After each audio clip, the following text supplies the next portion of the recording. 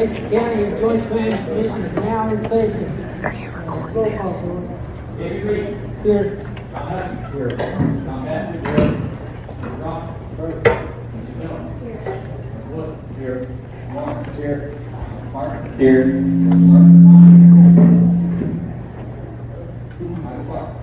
Here.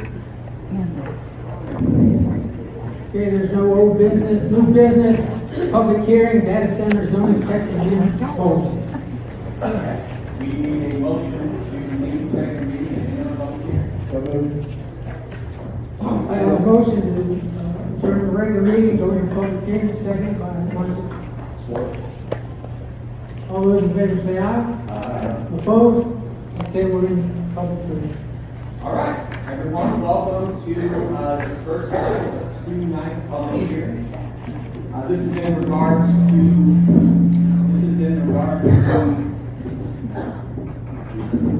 a data center zoning text amendment proposal. At this time, I would like to offer into the record evidence that this public hearing was noticed to the public. Here is a printout of the digital tear sheet used to generate the advertising. The public will be given the opportunity to speak on this matter. Individuals who wish to speak will come up to this microphone right here behind the TV, and you give your names and addresses, and you'll have 3 minutes to speak. For individuals, we will have groups who will be given 20 minutes to speak. I think we have 11 groups that have signed up. They will speak from the podium, and some of them will have presentations. Now, anyone who has signed up to speak, who needs to speak, please raise your hands. Okay. Those people who have signed up to speak, if you want to speak, please stand up. And also, if you submitted, just to cover our bases, if you have submitted anything in writing pursuant to our rules, please also stand up and raise your right hand. Okay? Do you swear or otherwise affirm to tell the truth? Please say I do. I do. Excellent. Before individuals begin, please take a question and come up and ask questions. The questions are, have you been sworn in? Make sure that you've been sworn in so we can consider your testimony. And whether or not you are a resident of the county.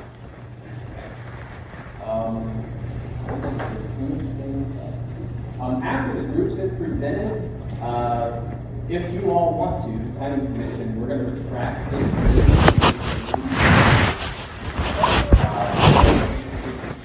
All of the tables are kind of mixed in together.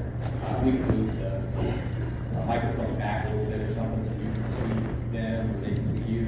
But otherwise, if you want, we'll move the tables so it's more aligned and then you guys will face the audience. That's totally it. I think that's all I have to say. Otherwise, Chairman Reed, proceed. Okay, first up is Tanner Nichols.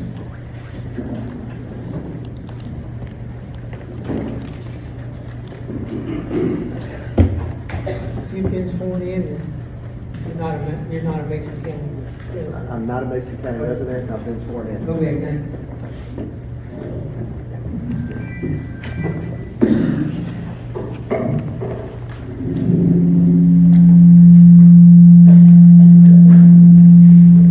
Good evening, Commissioners, Mr. Chairman. Thank you for your time tonight. My name is Tanner Nichols from Frostground Todd in Louisville, Kentucky. I'm here on behalf of my client, who's a prospective developer of data centers here in Mason County. I want to spend a few minutes talking tonight about what we're going to discuss. How did we get here? Responses that the community's raised, concerns that they've raised, and the actual text amendment language.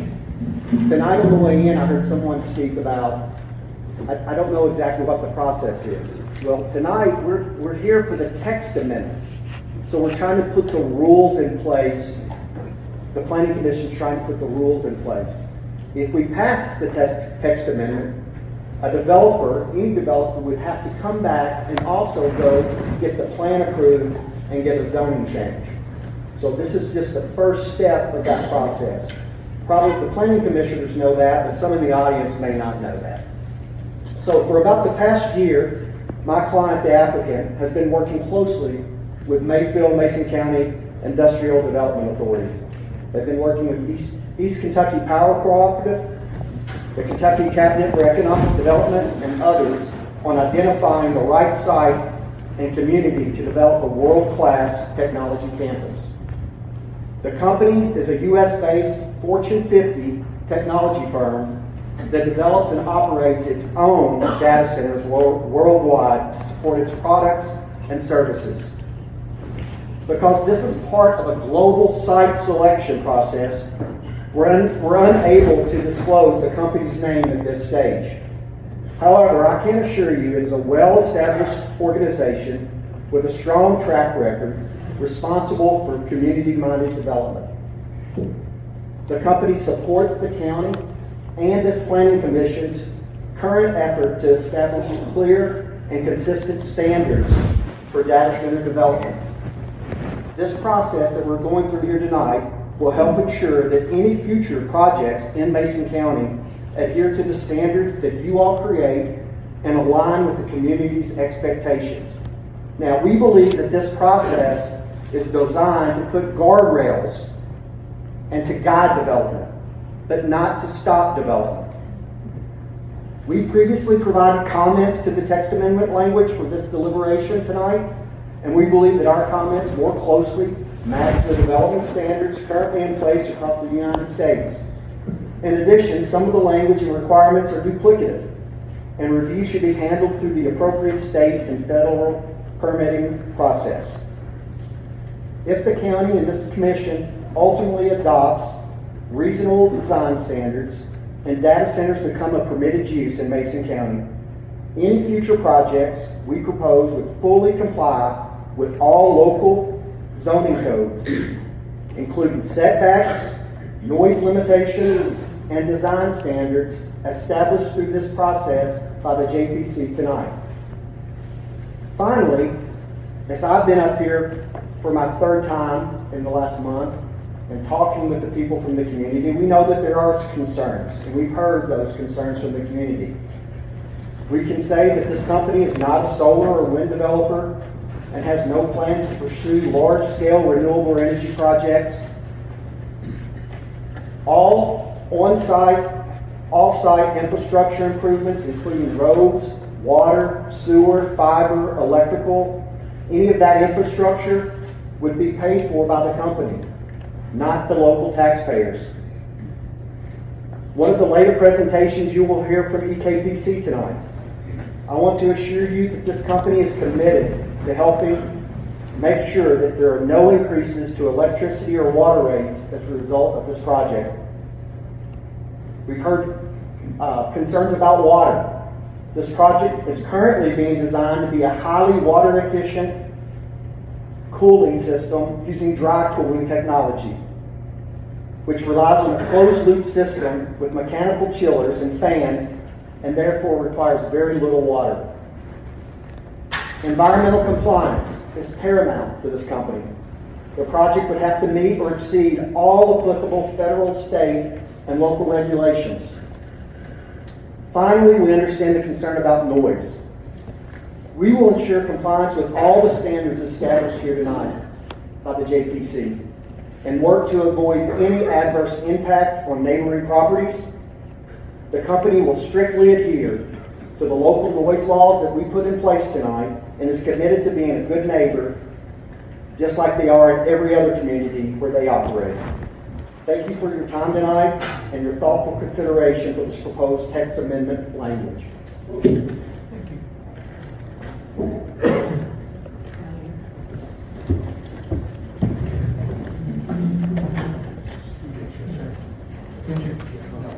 Jeff, no, next.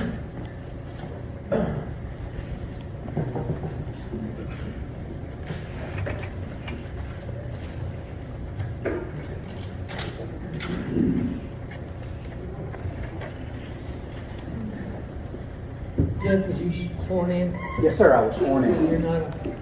I am not a Mason County resident, no, sir.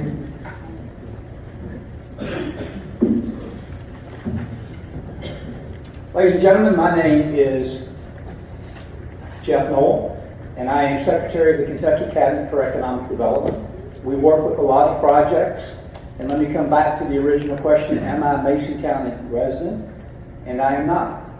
But I am going to say that I've spent a lot of time here in Mason County. In fact, when I first graduated from college, I spent a great deal of time here in this community. I had a lot of friends.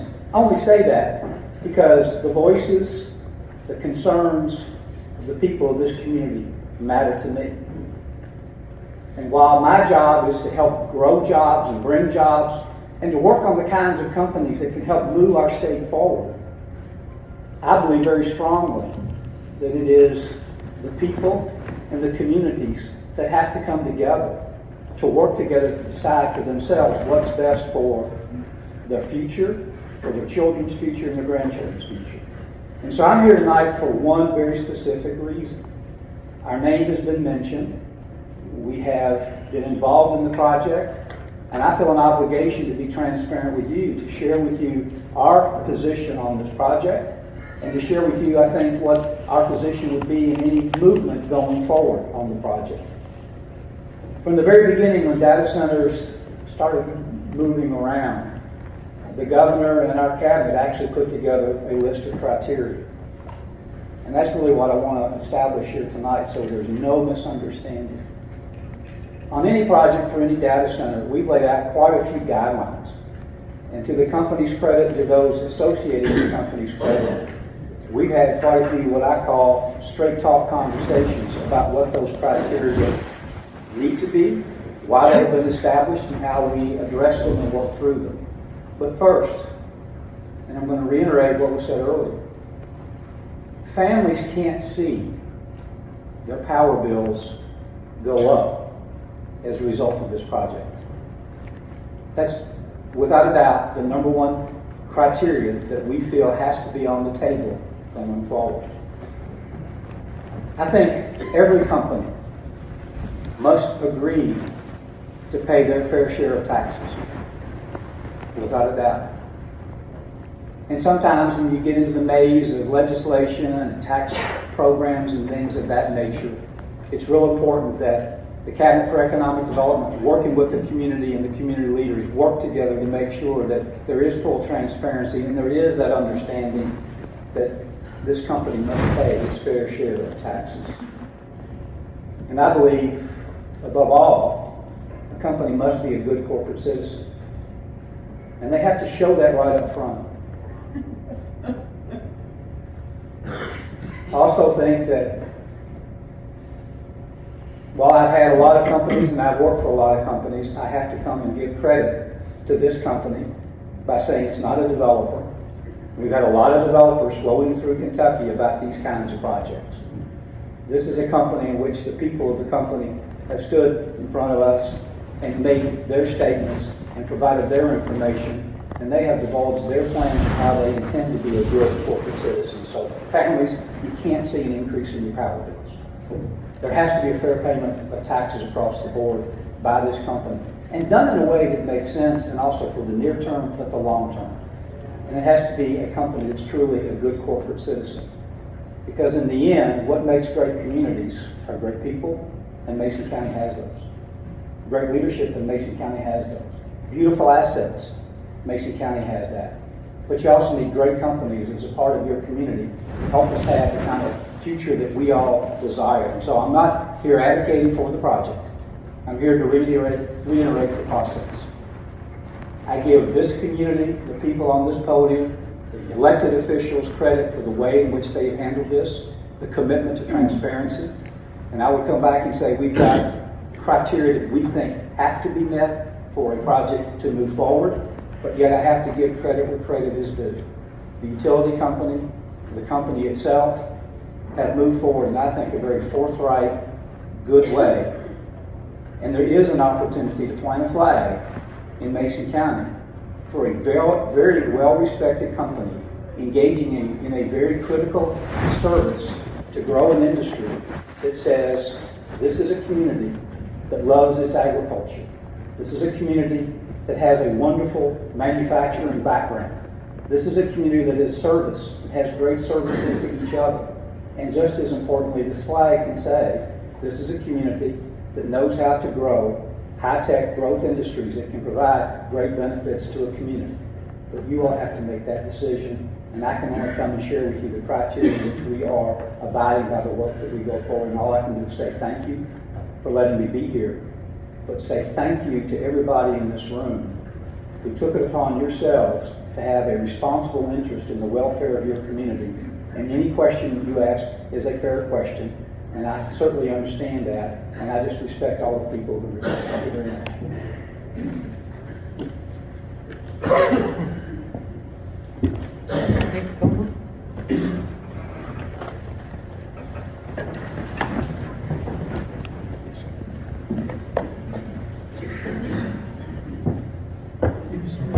I have been sworn in. I'm not a current resident of Mason County.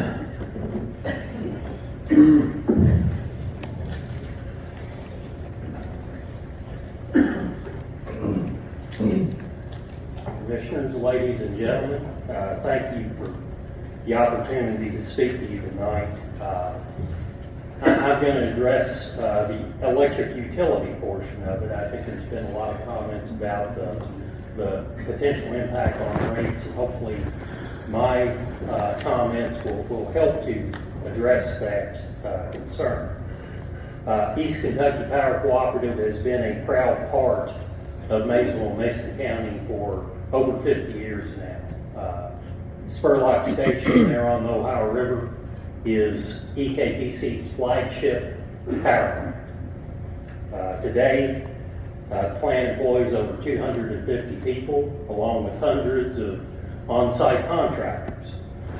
Spurlock Station plays a central role in EKPC's past, present, and future. While utility companies across the country have been closing power plants like Spurlock, EKPC has chosen a different path. EKPC is investing in Spurlock Station's long-term future to maintain this reliable, competitive power plant. On the two original units, EKPC has invested in scrubbers, precipitators, and other environmental controls to maintain compliance and to ensure a long life for the power plant. Since 2005, EKPC has commissioned 2 new units at Spurlock Station, and those units feature innovative technology to slash emissions while maintaining high efficiency. In the last few years, EKPC has cleaned and closed the CCR ponds at the plant and relocated the materials to a lined-capped landfill away from the Ohio River. With these significant investments, I'm pleased to say Spurlock Station is one of the cleanest power plants in the nation. And EKPC continues to invest in Spurlock Station's future. We are investing in technology to co-fire all 4 units at Spurlock Station with natural gas. And this will ensure that Spurlock Station will reduce carbon dioxide emissions and continue operating when strict EPA regulations go into effect in 2030. Over the years, each of these investment decisions has come down to one goal: doing what is best for our 16 owner-member cooperatives and the 1.1 million people that those cooperatives serve in 89 counties around Kentucky. And that includes thousands of businesses. The question always before our co-ops is, how can we provide the most reliable electricity at the lowest possible price to all of our co-op members? EKPC and our 16 owner-member co-ops are not-for-profit organizations. Electric co-ops are based in the communities we serve, and we have a long history of supporting and promoting economic development in those communities. Jobs and investment are essential to maintaining the vitality of the communities we serve and providing opportunities for the future in those communities. Tax base supports schools, roads, emergency services, and other basic services. Large users of electricity help to stabilize electric rates for everyone, especially in the rural areas that we serve. A core principle for all electric cooperatives is we treat everybody fairly, or we try to. We serve households along with businesses, big and small. We serve farming operations. We serve large industries that use large amounts of electricity. That is why we maintain separate rate classes for residential, commercial, and industrial members. And within each rate class, or some of those classes, there are subclasses. Each class or subclass uses electricity a little bit different. As a result, their rate structure is designed so that the electric co-op can recover all of the costs of serving those members in that class.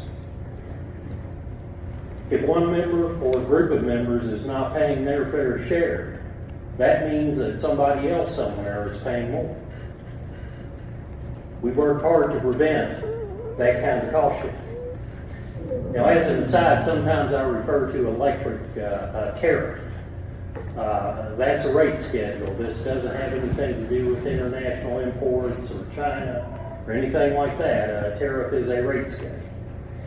And it's important to note that electric utilities in Kentucky have regulated territories. We have a legal obligation to serve anybody that is located in those territories. If someone decides to build a home, a business, a school, a factory, or a data center, we're in those territories. Our co-ops are obligated to serve. Under federal law, EKPC is required to serve any customer that wishes to take service on the grid. And because we're obligated to serve both on a state and federal level, EKPC believes we should be prepared and proactive in our discussions with prospective large users of electricity, including data centers. And we have been proactive. In the past few weeks, the Kentucky Public Service Commission has approved a data center rate schedule specifically for data centers. This gives EKPC and our owner member cooperatives a strong tool to serve the needs of data centers while protecting our other co-op members. This data center rate schedule is designed to ensure data centers pay their fair share. They pay the full cost of electricity that they use and the full cost of any infrastructure that is built to serve them. This means other co-op members will not pay for power plants or power lines needed to serve data centers. The data center rate schedule is designed to identify costs and risks that are caused by data centers and to keep those costs and risks with the data centers, not with our other members. This is fundamental to rate design. So if serving a new data center means EKPC must build a new generating unit at a power plant, or enter into a new power purchase agreement with another power plant owner to serve that data center, then the data center bears all of that cost. If EKPC must build a new transmission line or a new substation to serve the data center bears that cost. EKPC developed this rate schedule after studying the experiences of other communities around the country. We've carefully considered how best to serve the growing need while insulating our other co-op members from the costs and risks. And we believe the data center rate schedule is best in class for protecting our other members and for unleashing the opportunities that are available to communities, such as jobs, tax base, and investment. We recognize that not all data centers are the same. In fact, their power needs and power usage patterns can vary pretty widely. Some may use 20 megawatts of electricity very steadily. Others may use many times that amount of electricity, but their usage may vary pretty widely from minute to minute or hour to hour.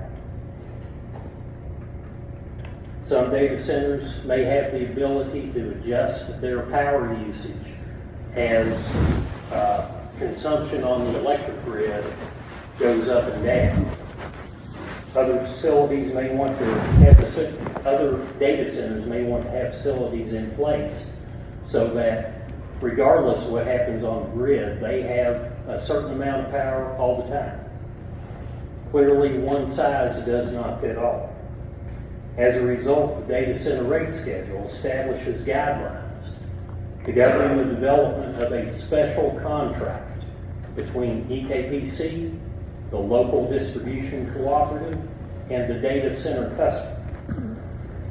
The rate schedule recognizes that the terms and conditions of that special contract can and should be tailored to the specific circumstances of the data center. Importantly, each special contract must be reviewed and approved by the Kentucky Public Service Commission. And in other words, that means that every data center special contract that EKPC enters into must be determined by the PSC to be fair, just, and reasonable for everyone. At this time, EKPC has not filed a proposed special contract with PSC for any prospective data center projects. Under the new rate, a facility qualifies as a data center if it uses at least 15 megawatts of electricity and has a load factor of 60% or higher. And basically what that means is that it uses a large amount of electricity pretty steady.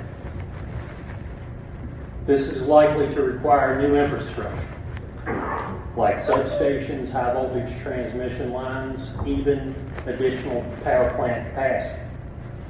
Depending on the circumstances, that could cost millions of dollars, could cost hundreds of millions of dollars, depending on the circumstances. Those costs will be borne by the data center under this rate schedule. The new data center rate schedule recognizes that very large users of electricity can drive enormous daily costs. Costs for power plant fuel, costs for transmission access, and other variable costs.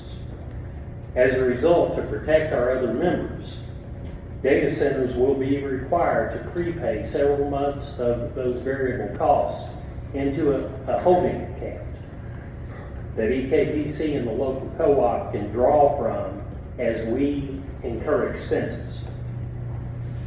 Collateral requirements will provide further protections against costs that could be left stranded if a data center unexpectedly closes before the end of its contract. Data centers needing more than 250 megawatts of power plant capacity must have a dedicated resource. That means they cannot simply buy the power that they need from whatever generation sources are available at that moment off the market. They must have a firm contract for electricity, for capacity, from one or more power plants. This is important. For years, EKPC has been very vocal about federal policies that are driving reliable power plants out of business. And other states that have policies that likewise are driving the power plants in those states out of business. Some of those other states have advanced policies to shut down their reliable, dispatchable power plants and depend heavily on markets and on intermittent resources. Meanwhile, some states have forced the breakup of their integrated, vertically integrated electric industries. As a result, the electric retailers in those states don't have the protection of owned assets. They're forced to rely on markets to provide the power plant capacity that they need. They're hoping that somebody, almost certainly in another state that owns a power plant, will be able to provide the capacity that they need. Now, the states that close their power plants are the ones that are screaming the loudest about high electricity bills. Kentucky has taken a much wiser, much sounder approach. Kentucky's policymakers support grid reliability. As a result, EKPC has invested in keeping reliable power plants open here in Maysville and in other places. We've kept those operating to serve the needs of Kentucky's homes and businesses. As the demand for electricity grows, EKPC has added reliable power plants and capacity to serve that growing need. This protects cooperative members from volatile market prices because we own the assets. EKPC's data center rate schedule is rooted in the idea that large loads must have firm generation, and they must pay for those resources. They cannot simply lean on markets. In the past several years, EKPC has received dozens of inquiries from prospective data center developers. Most of those have come and gone. But EKPC has had ongoing discussions with a company that is interested in locating a data center right here in the Maysville area. We've explored various ideas, possibilities, configurations, with a wide range of potential power needs and resources to meet those needs. Those discussions continue. Due to contractual agreements, EKPC cannot disclose details. This is routine with most prospective economic development projects, including projects that are much, much smaller than this one. But EKPC's senior management has met with senior management of the company. We can confirm it is a Fortune 100 organization that is a well-known brand name. The company has stated their intention to build, own, and operate the data center facility throughout its lifespan. We believe this is a strong positive for this community and for our cooperatives. EKPC is confident this project offers a unique opportunity for jobs, investment, and tax base for the Maysville community and for the state of Kentucky. EKPC supports this project. Close proximity to Spurlock Station and existing transmission infrastructure will help to minimize the impact of additional electric infrastructure. In addition, EKPC believes serving this load will help to stabilize rates for all co-op members. The data center rate schedule will insulate cooperative members from data center costs, and data centers, like all members, will contribute to the bottom lines of our not-for-profit cooperatives. Due to their large relative size, data centers will make a large contribution to that bottom line, helping to maintain stable rates for all co-op members. In terms of the text amendment before the Commission, EKPC has reviewed that document, as well as proposed changes submitted by the company. EKPC supports those changes with the understanding that our cooperative will have the power and the infrastructure in place when needed. When EKPC is planning a significant power plant or power line project, we routinely engage the public by providing detailed information about what we're planning and how we expect it will impact the community. We will conduct public meetings to provide information and answer questions when there is a project to discuss. Further, we are subject to regulation by the Kentucky Public Service Commission. which requires review and approval of qualifying generation and transmission projects. This provides further opportunities for the public to participate in the future. This is an opportunity for this community. It's an opportunity for this community, this region, and this state. And EKPC looks forward to working with Maysville and Mason County as we continue to focus on providing affordable, reliable, cost-competitive power to existing and new members in our cooperative family. That concludes my remarks. If I have a minute or two, there were a couple of things that were brought up last week during Mr. Shaw's comments that I'd just like to quickly address. There was a question about if there's a circumstance where there are rotating outages, rolling blackouts, would that impact the data center? And the answer is the data center will be treated like any other cooperative member. They will be exposed to that same risk, and I believe that is probably why a lot of data center customers are interested in having on-site backup generation. Because of situations like that, like rolling blackout or a tornado, ice storm can affect service, as we all know. Also, there was a question about whether coal would remain the primary fuel for Spurlock Station as we co-fire that power plant, and the answer is yes. So what EKPC plans to do is we add natural gas capabilities. All 4 of those units will be able to operate on natural gas up to 50% of its capacity. But we will retain the ability to run each of those units on up to 100% coal. So coal will continue to be the primary fuel. That's a tool to reduce CO2 emissions. If we don't do that, the other options under the greenhouse gas rule, the EPA rule, is to either shut down that power plant by, I believe, 2032, or spend about $11 billion on experimental technology for a plant like Spurlock Station, and that would be very expensive for everybody in this room if you're a co-op member. So I believe we've chosen the affordable route. Thank you for the opportunity.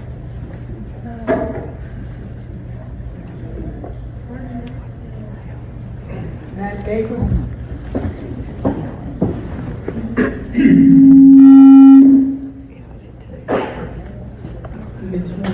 Yes, sir.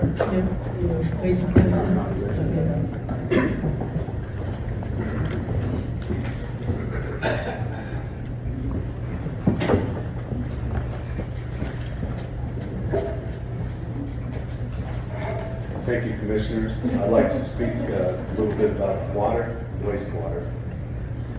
We all know that Maysville is an old community, and consequently, there are components of the water and wastewater system that are over 100 years old.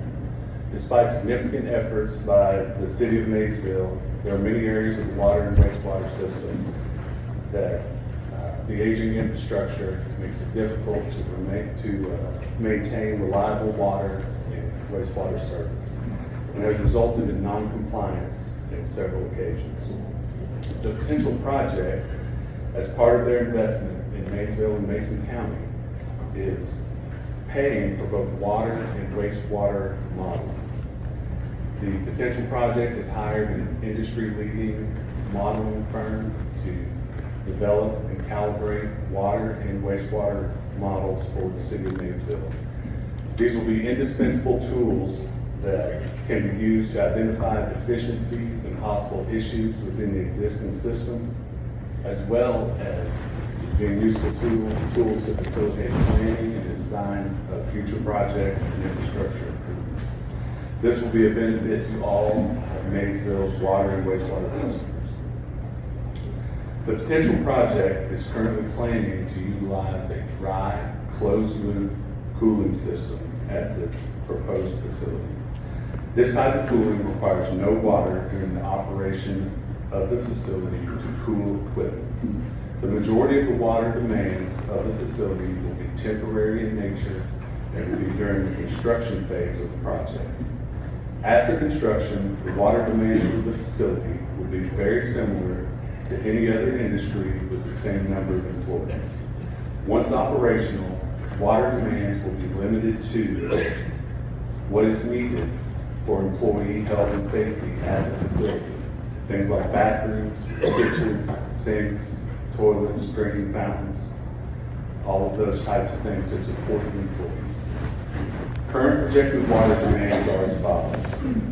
500,000 gallons per day peak demand during the construction phase. 300,000 gallons of fire flow, which is only needed if there is a fire. 200,000 gallons per day peak demand during the operation of the facility, with less than 100,000 gallons per day being the average at the facility during operation. All of these water demands will be supplied by water from existing water utilities, not from water wells at the facility or on the facility property.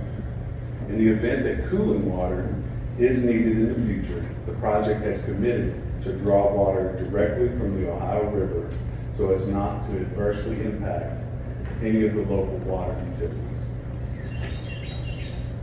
A closed-loop dry cooling system does not produce a cooling water waste stream during operation.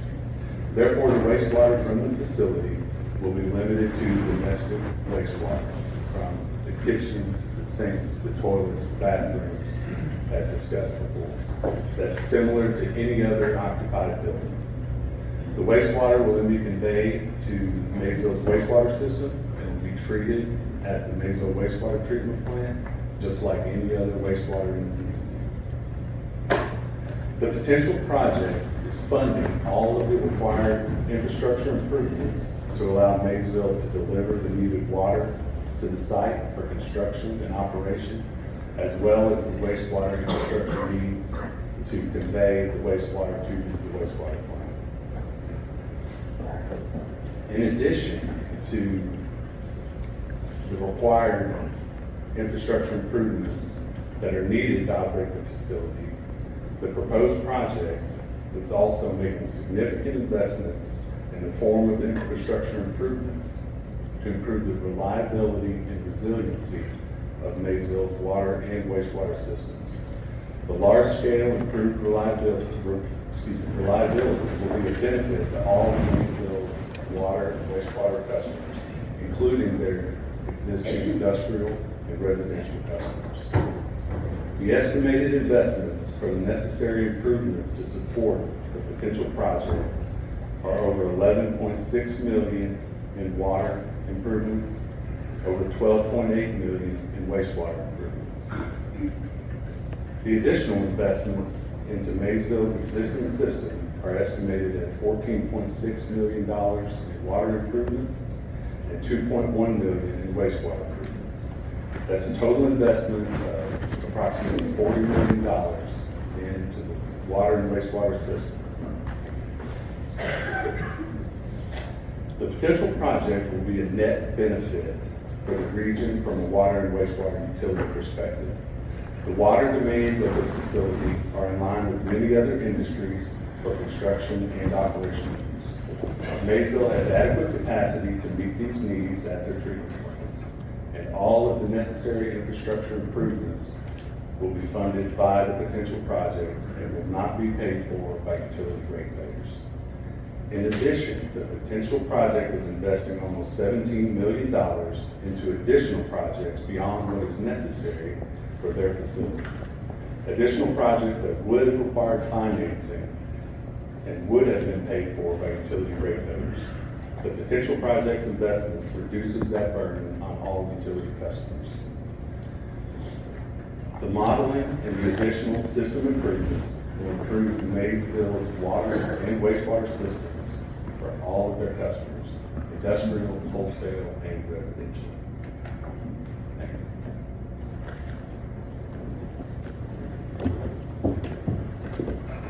Steve Del Blanco.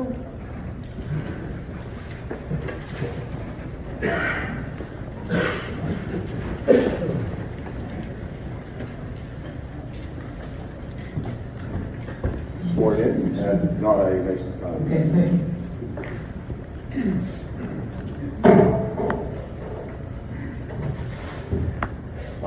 Members of the Commission and Mason County residents, my name is Steve Del Bianco. I'm President and CEO of NetChoice, a trade association representing America's tech companies. I'm here to give a national perspective on the data center industry and expansion. But before that, a little bit of a personal perspective. I grew up in Western Pennsylvania. I worked in steel mill on the same river that flows right by Maysville. Today, really all those hills gone also are the paying jobs, the high-paying jobs, and all the businesses who serve the mills. But earlier this summer, President Trump and Governor Shapiro of Pennsylvania announced $100 billion of new data center and energy investment in Western Pennsylvania, specifically in Homer City, which had been the site of America's largest coal power plant, and which was closed down 2 years ago. It will now become a gas-fired power plant. It will generate 4 gigawatts of power to drive the local economy. Now, Google, one of my members, is the lead investor for that project in Pennsylvania. And they went public about that earlier this summer. But they did so after the zoning and the permits were locked down. Now, I've heard folks say that you want more transparency about your project data center here. But I can tell you, the company involved is an American tech leader whose services most of you in this room use every single day. And the recent data center investments are in the back of the handout that I provided to the commissioners. Amazon, Google, Meta, Microsoft spent $100 billion last year on investment in data centers. That is far more than energy, telecom, pharma, or manufacturing spent in America last year. America's tech industry is number one when it comes to investing in America's future and America's communities. And looking ahead, we have $2 trillion of commitments for new data center and AI investments. And that includes companies, 6 companies, Amazon, Apple, Google, Meta, Microsoft, and OpenAI. So please understand, this project is not an inexperienced speculator like the outfit who tried to shoehorn a data center into Oldham County earlier this year. But you can probably see why an industry leader would not want to be identified at this stage before the ordinance is approved and before we started the long slog of permits. The reason is, if this project is blocked or withdrawn for any reason, that is a huge disappointment to Mason County taxpayers and those looking for the high-paying jobs.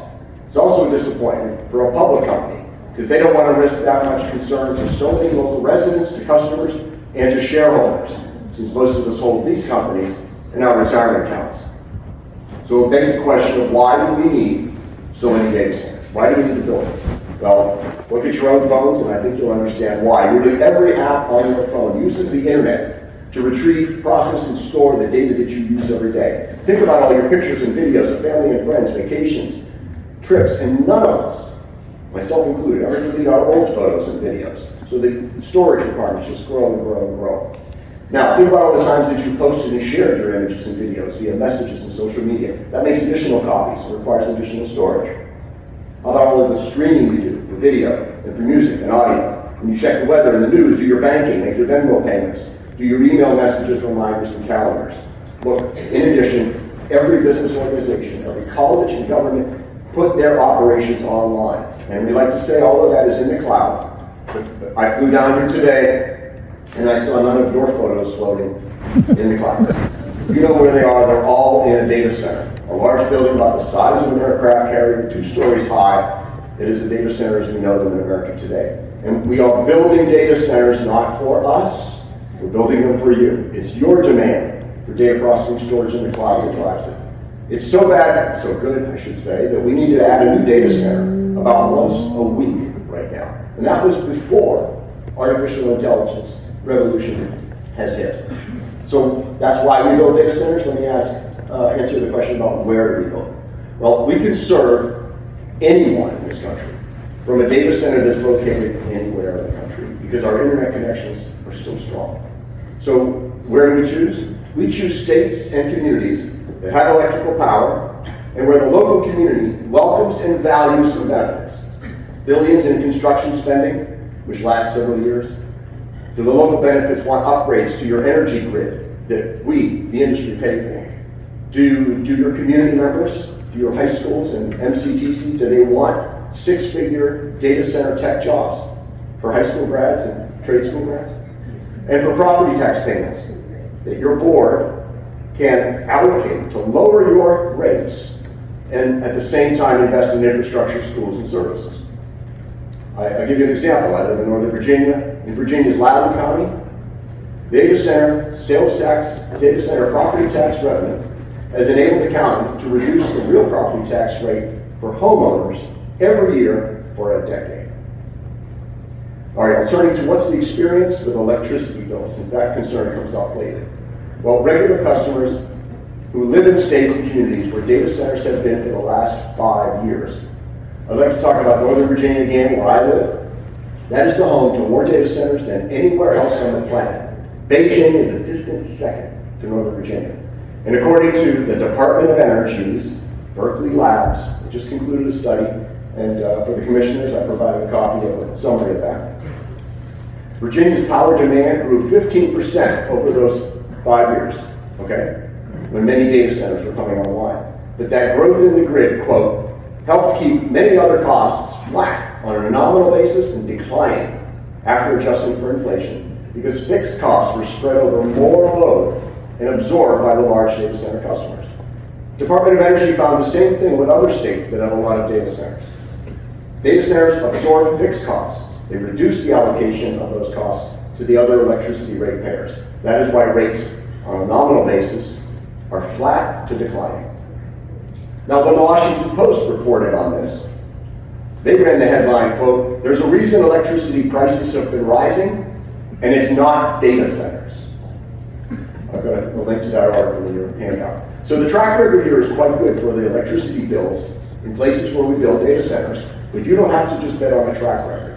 EKPC, as I just explained, is subject to a data center tariff approved by your Public Service Commission that ensures you don't bear the costs of what my industry brings to the area.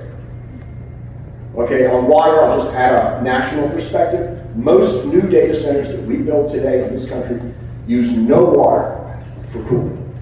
They use electrical air conditioning, like this building uses, or your car or your home. Now, for data center kitchens and bathrooms, yes, they use some water for the couple of hundred people that work there, but that is less water than a courthouse or a school would use. Now, many data center projects also pay, nonetheless, for water infrastructure, such as upgrading the Maysvile system discussed earlier. And where water is abundant, a data center can reduce its electricity use if they use, say, run-of-river cooling, which is the case with your coal station here, and with the power plant, and with all the power plants from here back to where I'm from in Pittsburgh. So, about the Trump handout that I have on the table, Mr. Commissioners. President Trump is doing all that he can to help America beat China on the AI race. It's like the Manhattan Project of our generation. And one of my handouts lists the executive orders from President Trump that clear federal roadblocks to energy grid investments and data centers. It does nothing to touch local zoning rules. Local zoning rules are and shall remain local. And last month, President Trump announced the Genesis mission. This is to help American AI solve our most challenging problems in energy, medicine, and national security, from nuclear fusion to curing cancer. And Mason County can be an important part of the President's effort to keep America first.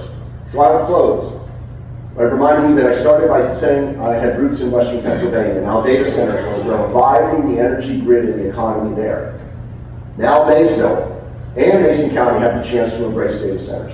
This project helps to extend the life of Spurlock, and it has my industry pay for upgrades to your aging power grid and expand power production. Number two, our investment will invigorate the local economy during multiple years of construction as we build multiple data centers. Number three, 400 high school and MCTC grads will earn six-figure salaries to run the data center. They don't have to commute and move to another city in Kentucky or Cincinnati. They stay home, earn a great living, and support a family here. And finally, data centers will pay enough property tax in Mason County to allow you to have relief on the property taxes you pay on your homes and businesses. They should go down. And the county can still pay for improvements to infrastructure, schools, and public services. So I hope you will welcome the benefits to Mason County and Maysville of data center development, and I look forward to your questions. Thank you.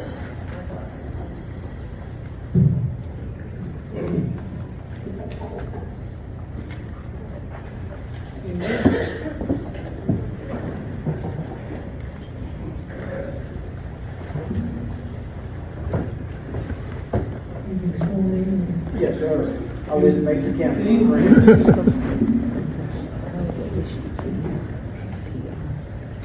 Good evening, good evening. I'm your Mason County Judge Executive, Owen McNeil. I think it's important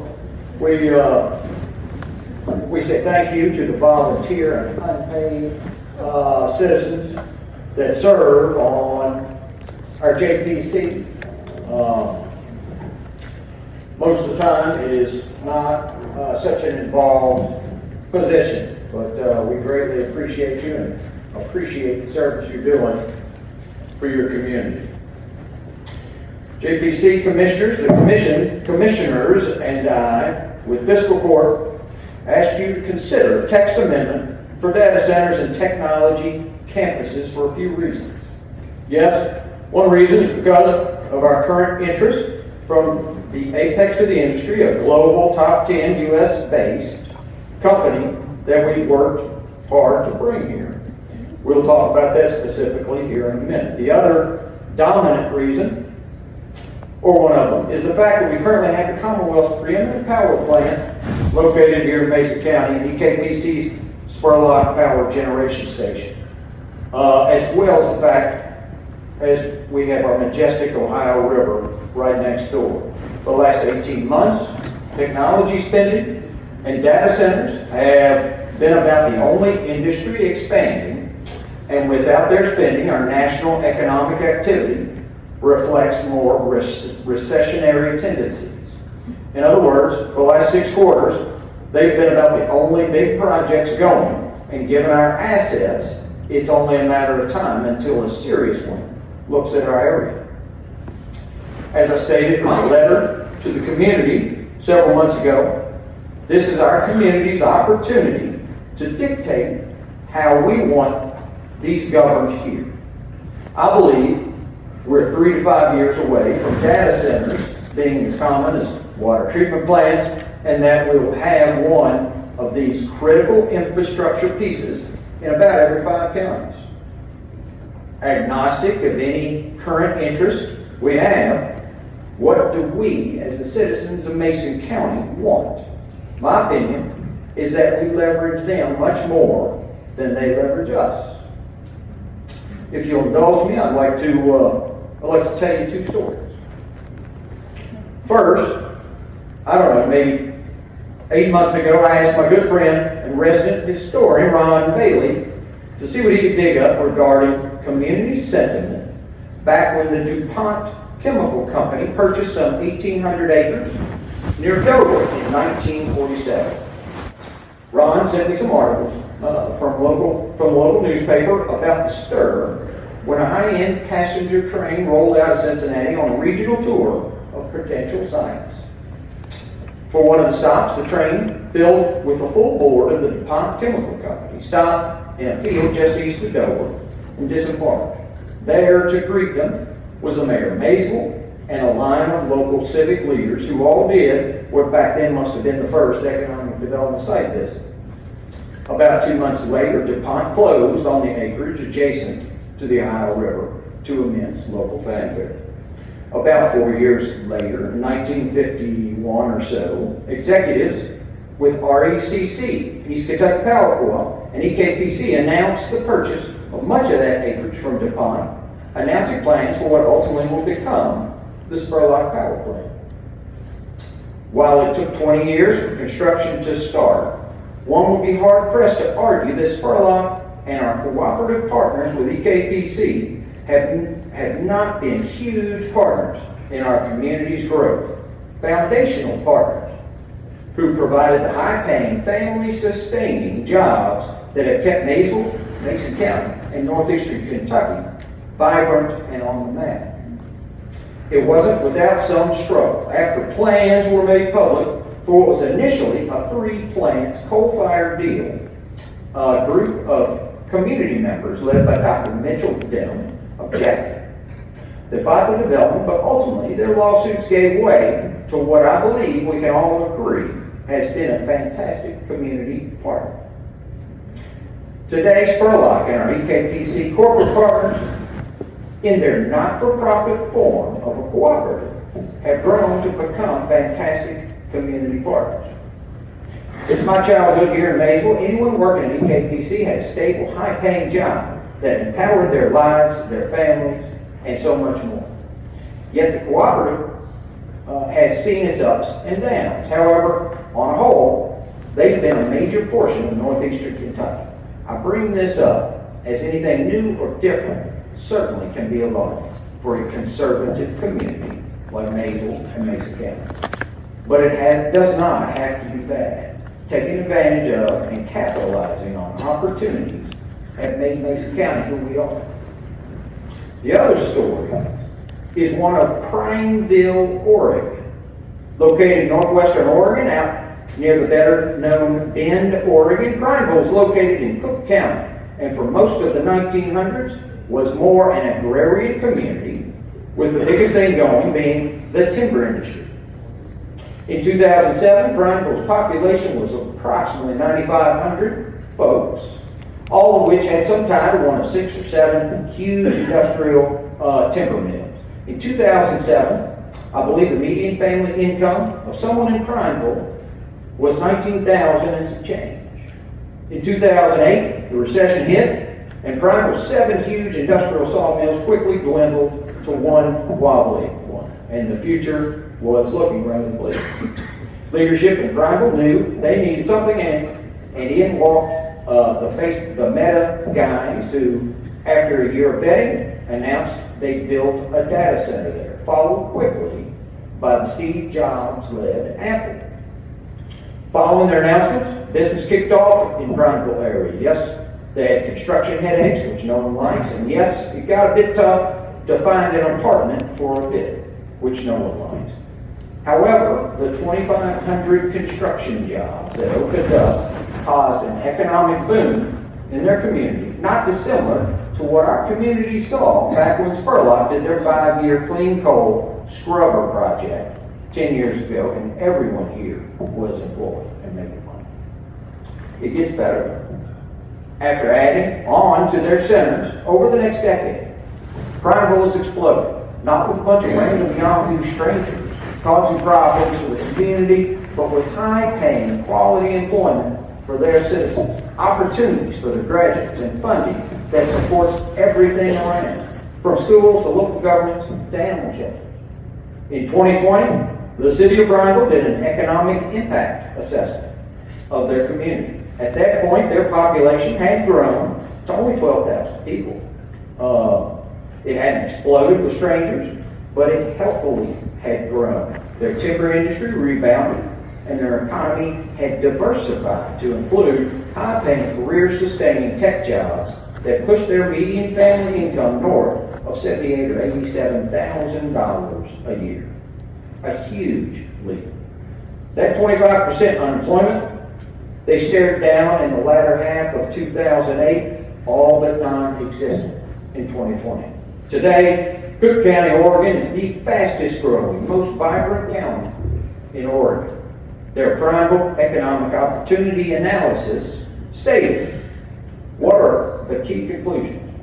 The conclusions about commercial and industrial land sufficiently are, Prineville's economy has changed substantially since the last EOA was completed. Since 2008, Prineville added 946 jobs annually, many of which are related to the growth of data centers.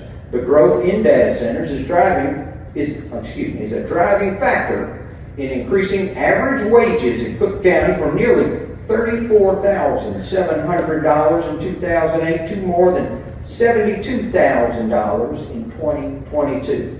In addition, Prineville expanded or altered its UGB 6 times between 2012 and 2017, primarily with data center development and expansion. all in the southern part of the city, in areas with light industrial zoning. Prineville is forecasted to grow in both commercial and industrial employment sectors. Prineville is planning for growth of 2,697 new jobs in the city over the 2025 to 2035 period. About 1,361 of the jobs will be in commercial and retail services. I believe Prineville, Oregon's last decade is a pretty good indicator of our next decade. Overall, here are my thoughts. Innovative project design. Most employers stumble into our community. Our project team, consisting of Tyler and our economic development team, EKPC and RECC's team, and others, have consistently and consciously maximized every opportunity. We've not only claimed benefits for our community, but ensured it. Over the last year, I've traveled to several of these hyperscale data centers. While all have fences and standard commercial security, I don't hear anything in Lancaster, Ohio. All I see is progress in New Albany, Ohio. No one likes construction, evidenced in the outcry from our widening project, the AA Highway and US 68, but it does indicate progress and momentum.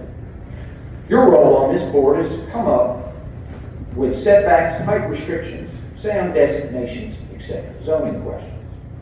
Today, earlier, you heard from Secretary Jeff Knoll with the Kentucky Cabinet for Economic Development. Basically, highlighting everything we said today is true. The project represents a post-World War II Brownies for this next generation. Imagine a Mason County where a high school senior can graduate the best funded public high school in Kentucky and take a job earning $65,000 a year. Imagine that same student going to MCTC for a 6-month certification and earning $80,000 a year. Finally, imagine that same student going to MCTC for a 2-year associate's degree and earning $107,000 per year. And imagine all those opportunities for our youth without one of them having to leave Mason County.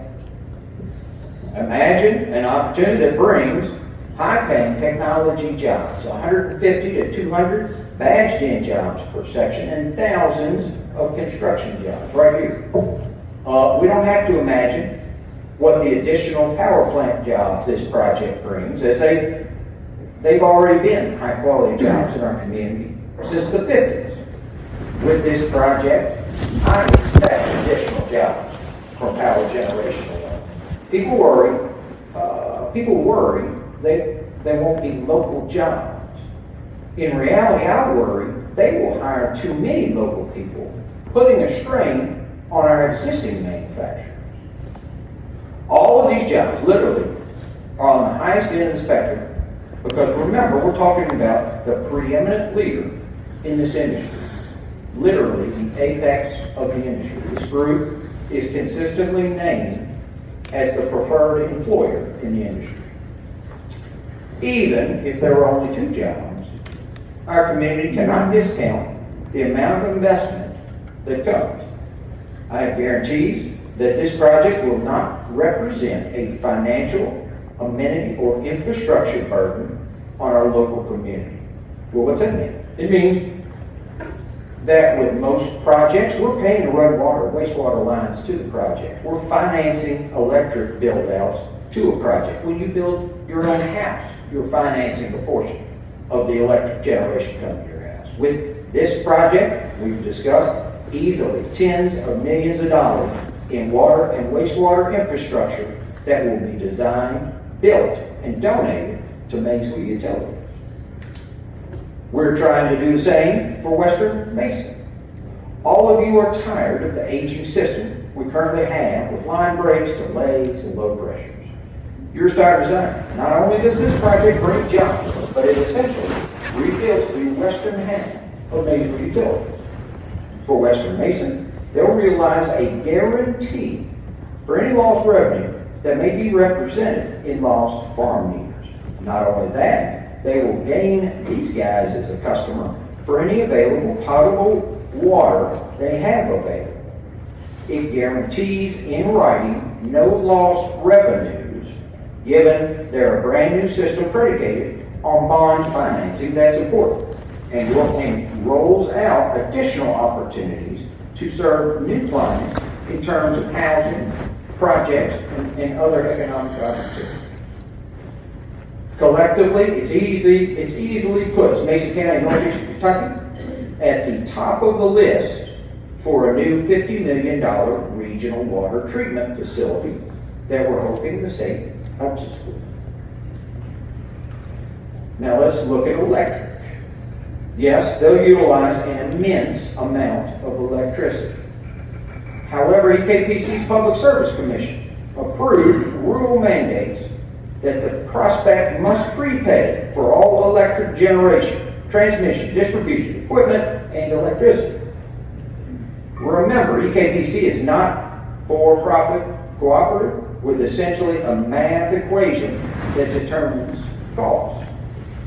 If, on one side of your ledger, you force industrial data centers and technology campuses to prepay for all their equipment, electric, doesn't it make sense that at a minimum it stabilizes residential rates? It's a math equation. People talk about the PJM national grid. EKPC makes all of the power with Spurlock and Cooper Station. The only time they sell electric into PJM is when they have extra and can make a little, providing unused electrons to systems without generation. It only helps stabilize bills for us. Yes, inflation catches every asset. However, any increased costs on EKPC's grid won't come from this project. To everyone, I'm your Mason County Judge Executive. My job is to ensure we have a growing, vibrant community in all facets. My job is to literally worry about everything, which I do. We have an immensely overweighted manufacturing economy with manufacturers that have been here a while. We've pulled off some innovative tricks like transforming Mitsubishi into a heat pump manufacturer. But I do worry that losing just one of our big, larger manufacturers puts us in a rather precarious position. We have an aging, unattended infrastructure that's showing its wear and tear daily. While we have reascended back to the economic hub of northeastern Kentucky, our traditional place, we will continue to lose our youth to more urban areas, winning some battles but losing the war between that rural-urban divide. While we consider ourselves an agrarian economy, asking a farmer without owning 800 to 1,000 acres, farming is financially difficult. Since my childhood here, most successful farmers have full-time professional jobs like working in Brownings or Stover. Most with less than 800 acres have a career that supplements their farming or agrarian lifestyle. Finally, while zoning certainly has its place, most of us Mason Countyans are more libertarian than anything else. And most will tell you to let someone do what they want on their own land. It's an opportunity. We will broach those in an area that's not exactly the red belt of Mason County. Their site is surrounded by the state's preeminent power plant, a private coal ash landfill, and our AA highway, and one of Mason County's industrial parks. In closing, let me say this. I believe it's self-evident that this industry is coming, especially given we have Spurlock in the river. I'm asking you to empower our community with regulations that ensure we only accept the best of the best, and that anyone who comes, we leverage them much more than they leverage us. With that, EKPC's tariff, mandating they prepay for all electric equipment, as well as the caveat that they must prepay for all water, wastewater infrastructure, limits our community to only the top layer. I applaud the prescribed limits on setbacks, sound, and others. I'll also go further in saying Mason County shouldn't be afraid to win. And I assure you, this project will be a huge win. In addition to the thousands of jobs that will reinvigorate and turbocharge our region, we'll see revenues that empower our community. With one project's first region, we'll see a doubling of our local revenues. Currently, my budget at the county is about $25 million, of which, say $9 million comes from local property, tangible, occupational, and insurance premiums. One region of this entity doubles that amount, while also bringing in some $9 million to our schools. Doesn't that amount paid into our community lighten the load for everyone else? With assistance from the state and federal government shrinking year after year, that extra revenue is more than just additional paving, amenities like dump trucks, and additional shelter space. It's our community taking control of our destiny, plain and simple. This project represents us diversifying our economy, growing our opportunities, and moving forward. Technology and AI isn't an evil word, and by using innovative project design, we're leveraging our new partners much more than they're leveraging us. We're also bolstering and supporting our traditional partners at AKPC, a historical partner that's been supporting our community since the 50s and that original train stop down east of Dover. All of our employees and our local leadership see the value in this project, and I appreciate your interest and time this evening.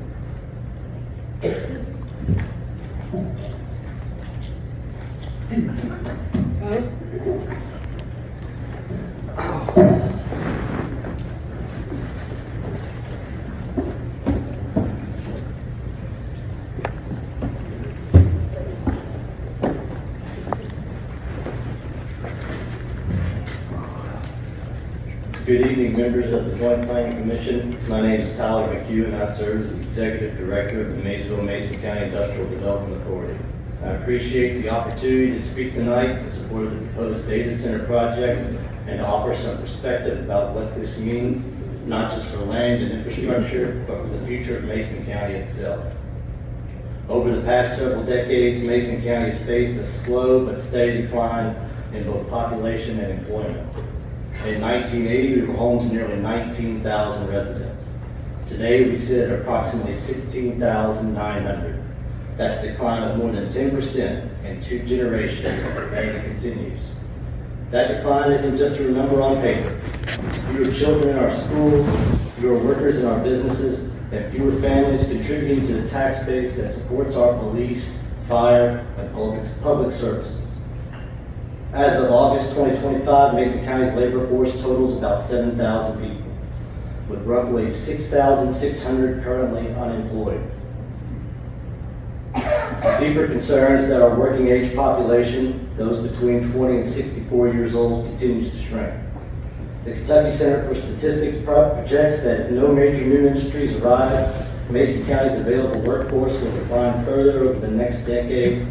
That means fewer qualified workers, fewer local employers, and continued economic erosion. In 1990, Mason County supported more than 4,000 manufacturing jobs. Today, that number has dropped below 1,500, a loss of over 60% of our industrial employment base. Those were the kinds of jobs that built homes, supported families, and funded our schools. They created the middle class that kept Maysville's downtown thriving and created opportunities for small businesses to succeed. And while some of those jobs have been replaced by smaller firms, logistics and service work, the wage gap has widened. The kinds of family-sustaining careers that once anchored this community are now harder to find closer to home. Today, nearly 18% of Mason County residents commute outside the county every day for work. The average one-way commute time is around 26.5 minutes, according to the U.S. Census of American Community Survey. That means nearly 1 in 5 of our working adults gets in their car each morning, drives to another county to earn their paycheck, and returns home late, spending their most productive hours elsewhere. They buy lunch in another county. They fill up their gas tanks there. Many of them shop and spend their paychecks there. And that's money and vitality leaving Mason County every single day. And just as importantly, it's time leaving Mason County too. When residents spend 2 hours a day commuting, that's 2 hours they're not spending with their families, not coaching youth teams, not serving on civic boards, and not volunteering in the organizations that hold this community together. From fire departments and school programs to church ministries, neighborhood cleanups, and charitable drives. These are the same groups that show up when communities need help, when a family loses a home, when a local student needs a mentor, or when a neighbor falls ill. Mason County has always had a deep tradition of people helping people. But that requires time, energy, and connection, the very thing long commutes take away. I know this firsthand. For 7 years, I commuted more than an hour each way while working for one of the top-rated companies in the world, Procter & Gamble. I'm incredibly grateful for that experience, but it also taught me the personal cost of distance. That commute meant missing milestones, family dinners, and community events. It meant feeling disconnected from the very place I call home. I was contributing to a company that did great things globally, but I wanted to feel that same sense of impact locally, to help build something here, where my time and effort could strengthen my own community. That's what this project offers. A chance to stay close to home and still build a meaningful career. A chance for young professionals to earn competitive wages without having to leave Mason County every morning. It also gives countless people who still call Mason County home, even if they've had to move away from work, the opportunity to return, raise their families, and contribute to the community they love without having to sacrifice their careers to do it. The proposed data center project gives us a chance to reverse that pattern. It gives the opportunity to work where they live, to reclaim those hours lost on the road, and reinvest them right here in their hometown. It means local paychecks in local stores. It means parents able to attend their children's games instead of rushing home from Lexington, Georgetown, Cincinnati, and other communities. It means workers who have the time and stability to volunteer, serve, and strengthen the very institutions that make Mason County feel like home. This project isn't just about jobs, it's about keeping our people here, fully engaged, fully invested, and fully present in the life of their community. This opportunity represents one of the largest private investments in Mason County's modern history. Billions of dollars in capital investments spent right here in Mason County. It's not a temporary construction project. It's a multi-building, long-term campus designed to operate for decades with continuous reinvestment in infrastructure, power, and workforce. These jobs, these data centers create a high-paying, highly skilled, and stable. These positions support engineers, electricians, operations specialists, and technology technicians, the kind of careers that attract and retain working families. The impact also extends well beyond the fence line. National studies, including Google and Meta's 2024 impact reports, show that for every one job created by a data center, 5 additional local jobs follow. Those include local contractors, maintenance providers, suppliers, restaurant workers, and the hospitality staff. That's how this project builds momentum across the entire community. Not through one big employer, but through sustained, layered impact. Projects of this scale also strengthen the systems that serve everyone, from water to sewer, fire, police, and roads. Mason County, like many rural communities, faces rising costs to maintain and modernize its infrastructure. The Kentucky Infrastructure Authority has reported that small systems like ours face some of the highest per-user costs in the state. When the population shrinks, those fixed costs are spread across fewer taxpayers, or ratepayers, apologies. The data center's investment helps change that equation. It brings in new revenue to support infrastructure upgrades and water treatment improvements. It broadens our tax base, helping sustain public safety for funding with our fire and police, and it makes it easier to plan for capital improvements without overburdening homeowners and small businesses. These are tangible community benefits, ones that will last long after the construction equipment is gone. We are also proud to have Eastern Kentucky Power as our regional partner. This project aligns directly with EKPC's Public Service Commission approved data center tariff, which was specifically designed to attract high-load, long-term industrial customers like this one, while ensuring that local residents and small business ratepayers are fully protected. That tariff structure has been recognized within the utility industry as a best-in-class model, bringing balanced economic development incentives and fiscal responsibility. It allows large-scale users to receive competitive rates based on predictable, high-volume demand without shifting any cost burden onto existing customers. In other words, this project strengthens the overall grid and improves load diversity without raising rates for local homes, farms, or small businesses. EKPC's proactive planning, combined with the cooperative history of reliability, ensures that this project will enhance, not strain, the regional power system. It's a model of how growth can be achieved responsibly and in a way that benefits everyone connected to the grid. Now I want to acknowledge the questions that have been raised about environmental impact, land use, and community character. Those questions are valid and expected. Every large-scale project requires careful review, and this one is no exception. The IDA, along with the project's engineering team, has worked with environmental consultants and state agencies to conduct detailed studies on soil, water, and habitat. Nothing of significance was discovered, but if it were, the company has made it clear that it would be handled respectfully and in full compliance with preservation laws. We have a choice before us. We can continue to shrink, losing population, losing jobs, and watching our young people leave for opportunities elsewhere. Or we can chart a new course. The data center project gives us the opportunity to redefine our local economy. It gives us the chance to bring home the commuters who leave every morning, to create new tax revenues that supports our schools and services, and to build confidence that Mason County is open to responsible growth. If we do nothing, our population is projected to fall below 16,000 by 2040.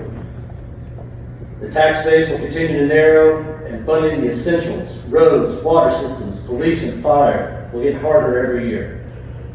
But if we embrace growth, responsibly and deliberately, we can change that trajectory. We can create stability for our residents, our government, and our future generations. This isn't about changing who we are. It's about ensuring we're still here thriving, not just surviving for generations to come. On behalf of the Maysville Mason County Industrial Development Authority, I respectfully ask for your support for this project. This is not simply about buildings or industry, it's about people. It's about giving our citizens the opportunity to work where they live. It's about strengthening our utilities, our schools, and our emergency services. It's about keeping Mason County competitive, relevant, and resilient in the decades ahead. We know that growth of this scale won't come without challenges. There will be growing pains in infrastructure and housing, traffic, and even in the way we adapt to change as a community. But those are the kind of challenges that come from progress. The kind of challenges communities want to have in order to build long-term prosperity. We will work through them together with communication and the same cooperative spirit that has always defined Mason County. As a 2008 graduate of Mason County High School, I dreamed of Maysville having an opportunity like this for long-term career jobs and opportunities. This project says one thing very clearly. Mason County's best days are not behind us. They're in front of us if we choose to build. Thank you for your time. Mr. Chairman, I request a 15-minute break for reconvene at 7:20. That'll be fine. We'll take a 15-minute break.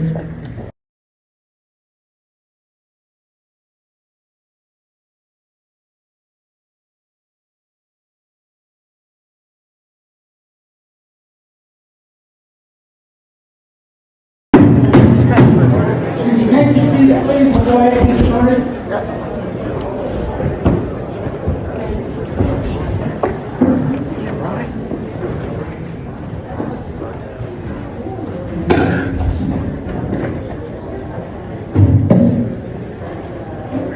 Lisa Owens, Yes, sir. you've been sworn in and Mason County President.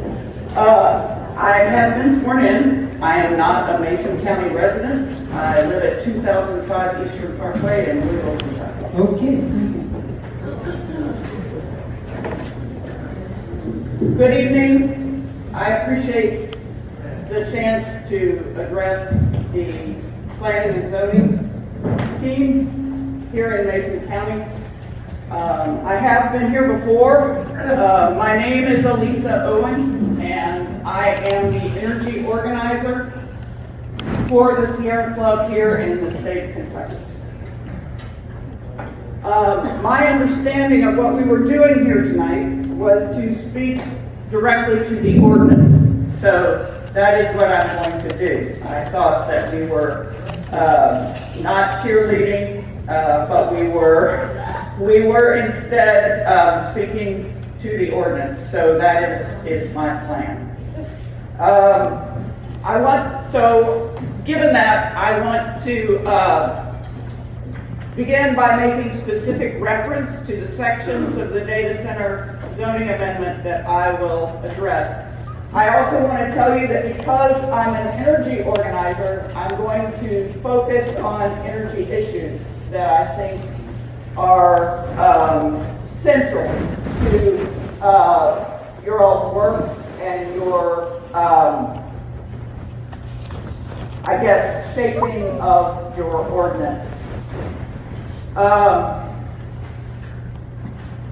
I was here on last September the 20th to speak much more generally about data centers and about the kinds of questions that communities need to have the opportunity to ask the developers, not the developer's attorney, not the developer's industry representative, but the developer.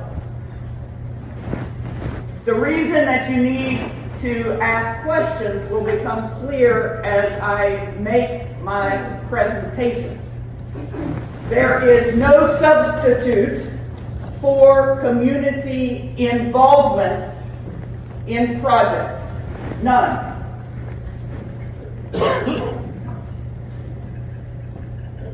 So, here's the thing about this project. This project is making a bid to become your all's neighbors. And I hope it ends up being a good neighbor.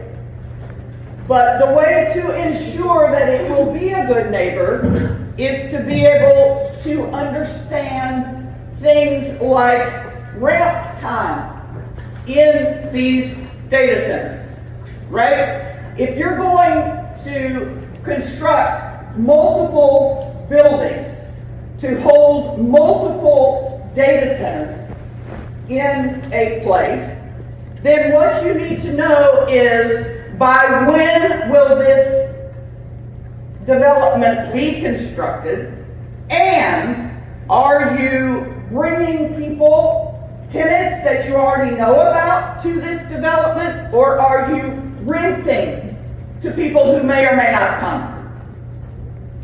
Because if you build out power infrastructure for these folks, timing is everything. And if you build out power infrastructure for these folks without knowing the timeline of when this development will be constructed, and not only when it will be constructed, but when the tenants will be occupying it, right? If you're building out 1.2, I've heard anything from 1.2 to 2.2 gigawatts of power. I'm not sure exactly what the final number is, but that is about 2/3 of EKPC's current capacity, as I understand it. So this is no ordinary development that you are inviting to be your neighbor.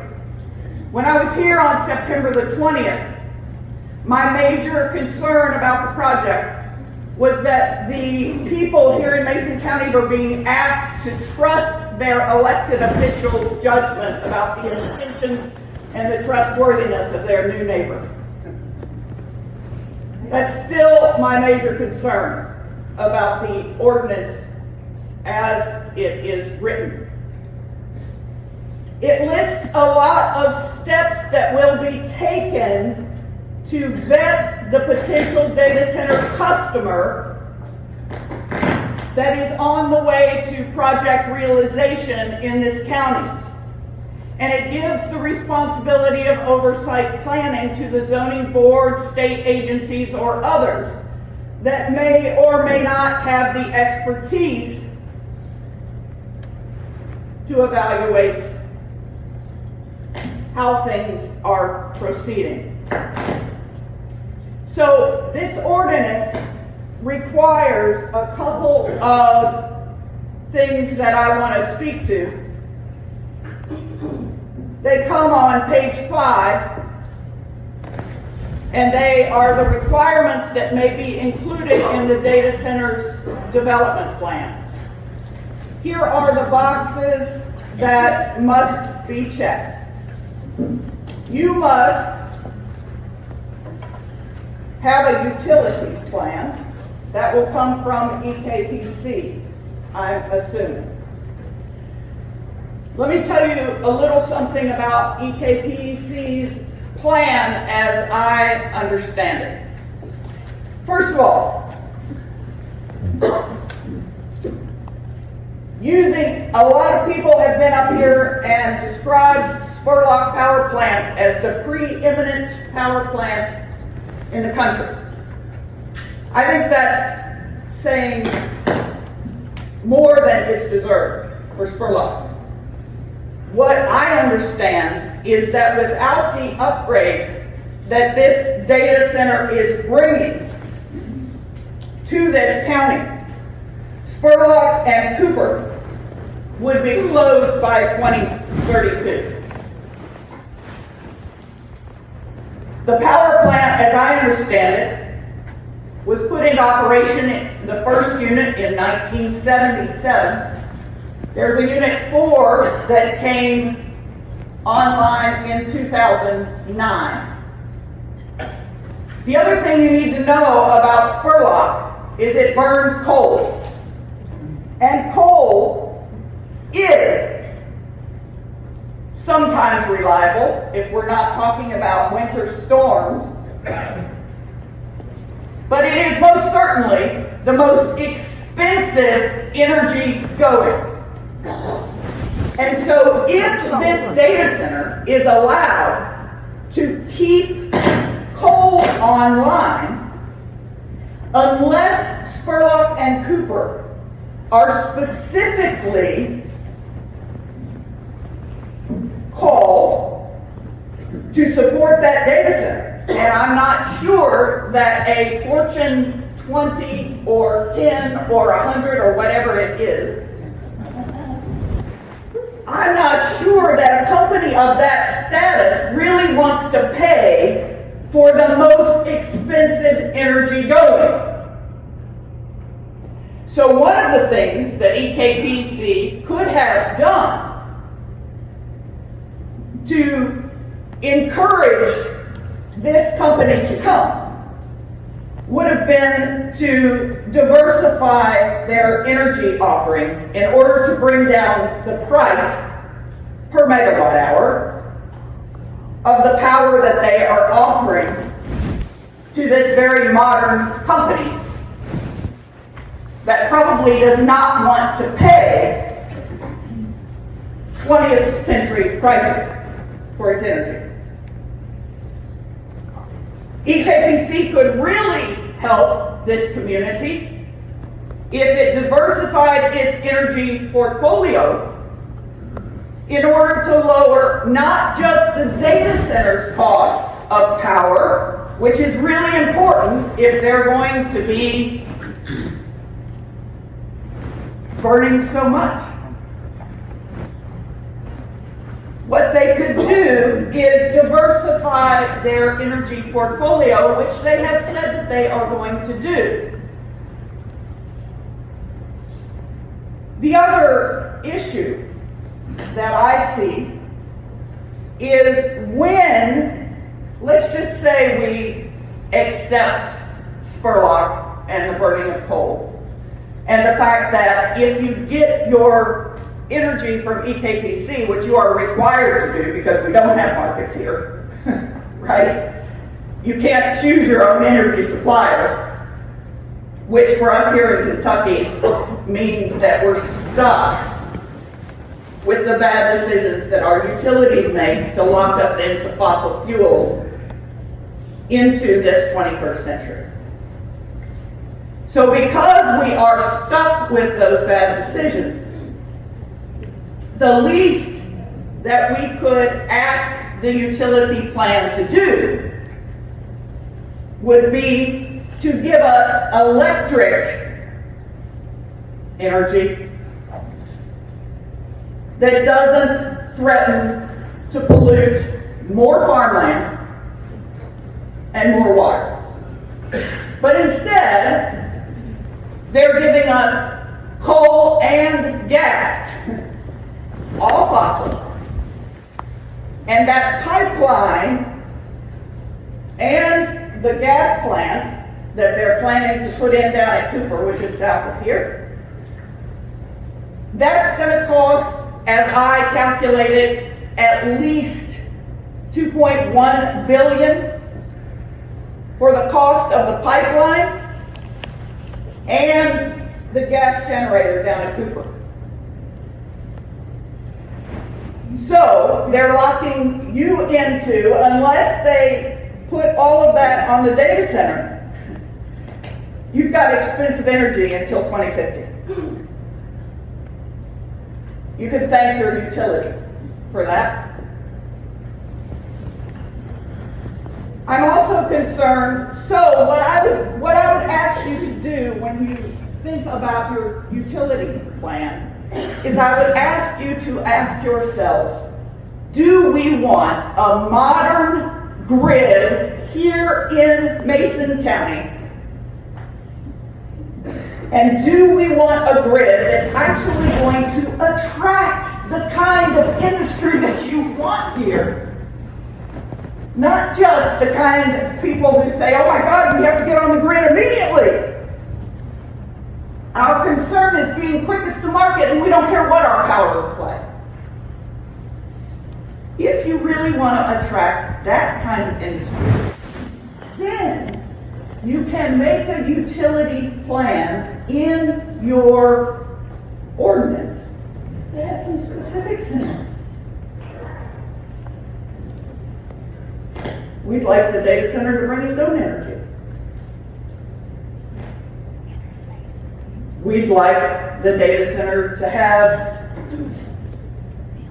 50% renewable, which is completely reliable and doesn't risk what happened in Winter Storm Ian and Elliott, which were rolling blackouts in our state that almost became an entire blackout for the eastern seaboard because both coal and gas plants failed during the winter peak. So I'd ask that we build out that utility plan in a way that points you toward the future, the grid that will actually attract the manufacturing that you want here, as opposed to letting your vertically integrated utility lock you in to an aging grid with that uses last century fuels. The reason that other fuels are being chosen in markets like Texas's ERCOT is because they are cheaper. That's why they're being chosen. Your people, if they're going to take power from Spurlock and Cooper, are going to have their utility bills go up and up and up because their fuel costs of both coal and gas are passed directly through to you as consumers. The PSC, in all its wisdom, even though there are other possible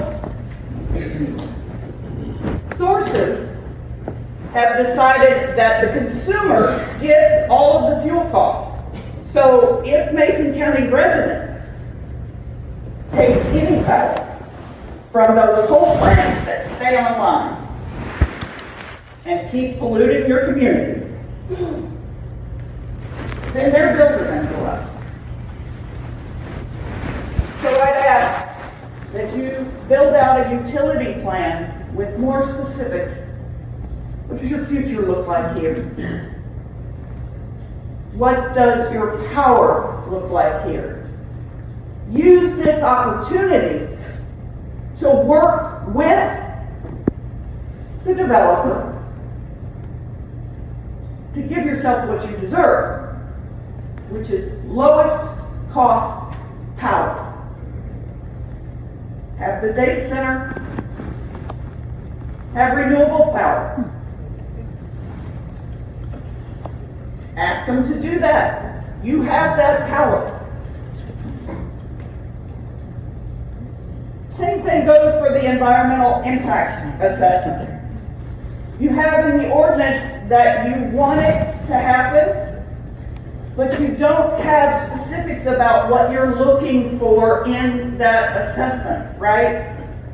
Once you do the assessment, so what? Right? There are impacts. What is the level at which you decide that those impacts are unacceptable? What do you hope the environmental impact assessment shows you? Right? Right now you have in there that yes, you have to do one, but then once you do it, what are you going to use it for? How are you? I use it to make sure this developer brings to your county what you deserve. A community benefits agreement that makes sure that they leave this county better than they found it, not worse. You can do that. You have that power here.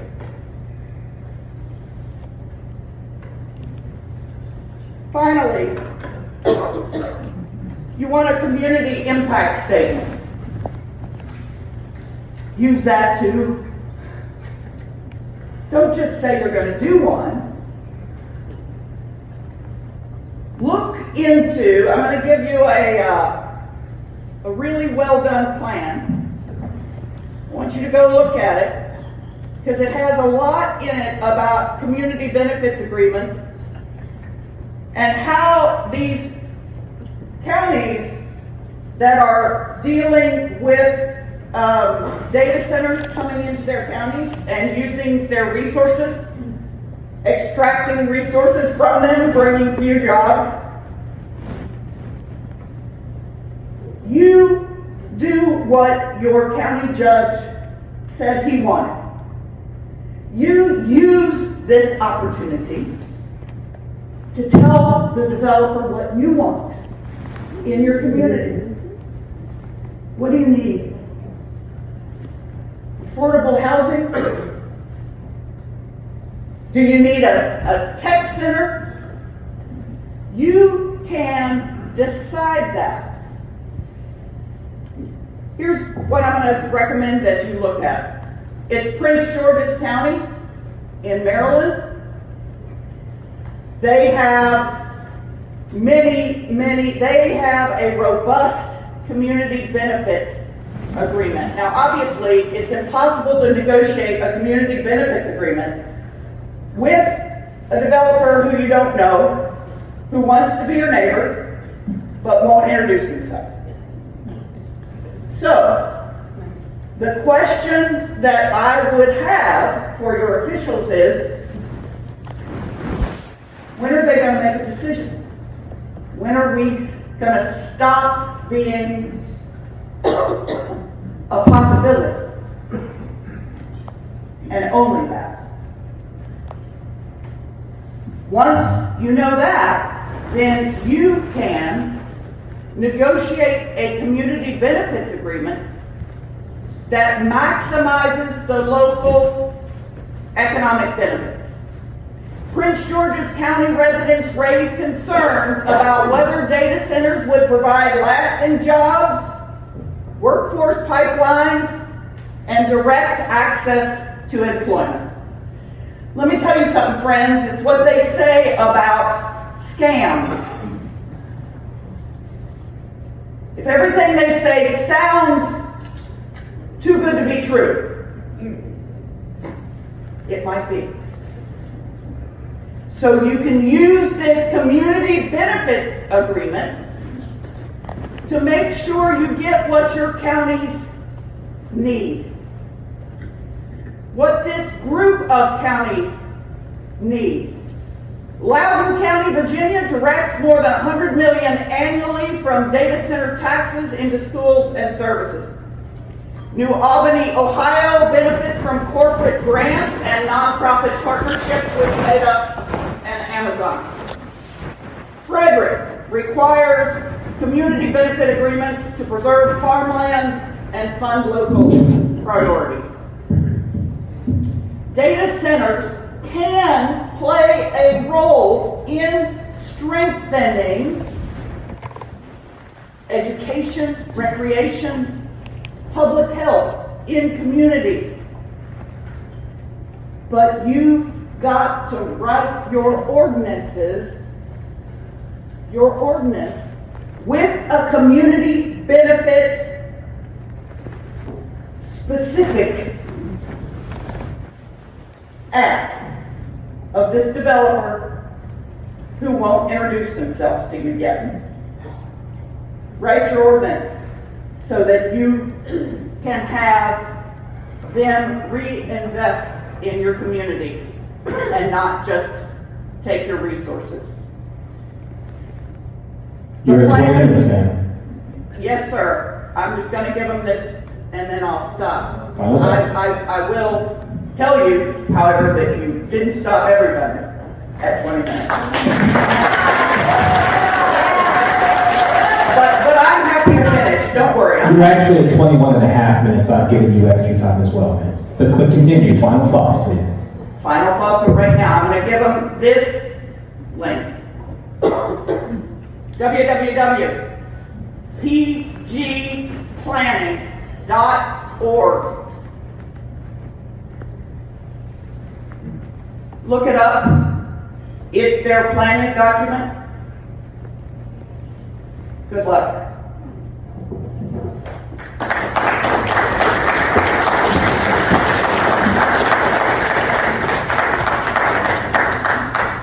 Lane Bowman.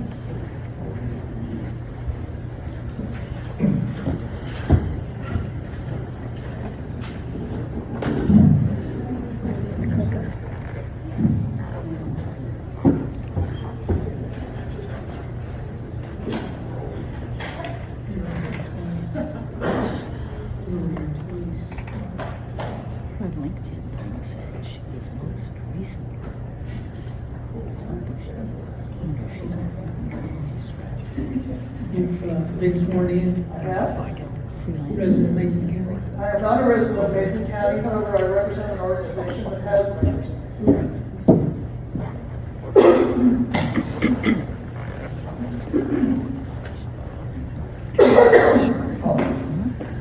First, I want to start. My name is Lane Bolton. I'm with the Kentucky Conservation Committee. But I want to first thank you all for coming out. And you have a lovely, wonderful community, and you have an excellent community that knows how to participate. I'm sorry that you've had to stay this long just to be represented. My family grew up across the river. You have wonderful assets that aren't just industrial like your river, and you have a lot of history, and I really respect that. So, the clicker? Far away. Oh, you're clicking from there? Well, I was trying to, but I might be too far away. You might have to do it. Okay. Let's see if we can get it. Behind me?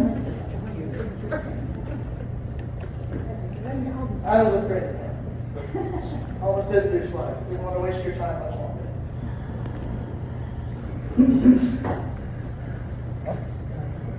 So I am going to speak to the ordinance, but I'm just going to say, Kentucky Conservation Committee, we are the longest running state-based conservation nonprofit in Kentucky,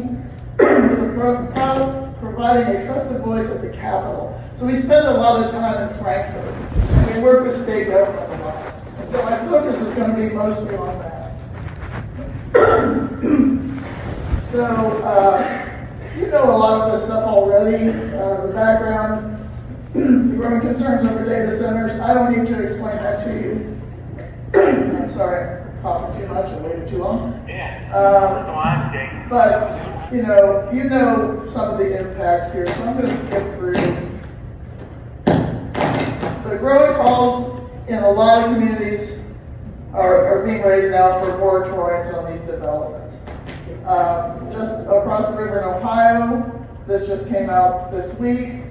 Article at the Ohio Capital Journal.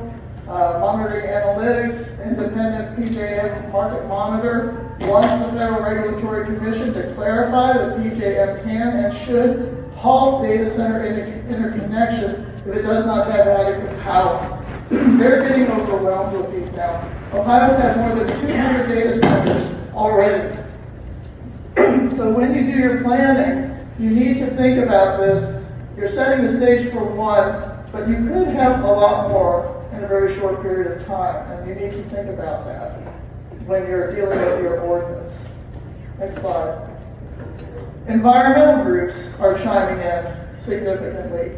More than 200 environmental groups have demanded a national moratorium on new data centers in the U.S. Concerns around escalating electricity bills, worsening the climate crisis, you know all this already. Groups have urged members of Congress to halt the proliferation of energy-hungry data centers. So, the question is, are state and federal laws providing enough adequate protection? No, not enough. So this is something you need to think about. You're not being protected enough. And so you have to make sure your ordinance is super protected. Next slide. So I'm going to just mention a little bit about how did we get here in the first place. Do you think the regulations are protective enough? Do you think your lawmakers are looking out for you? No. Not as much as they should, right? Here's a list of bills from 2019 to 2025 that were pro-data center or pro-blockchain technology or pro-crypto mining. Okay, a lot of tax breaks, a lot of exemptions on use of energy, a lot of tax breaks on capital investments, and I hope these are written into the record. Big projects started coming in the last legislative session. HB 8 gave sales tax breaks on data center equipment. The data center owner or operator has a capital investment of at least $450 million. Or a project organizer invests at least $150 million. In 2025, they expanded the sales and use tax exemptions for qualified data centers in Kentucky. So they're getting tax breaks that are bringing these in to the state. You know this. But they're also bringing in pollution. So the next slide. In 2025, House Bill 346, among its provisions, defined the use of emergency stationary internal combustion engines. Okay, as you know, a lot of you know already, these are generators that go on top of the data centers, right?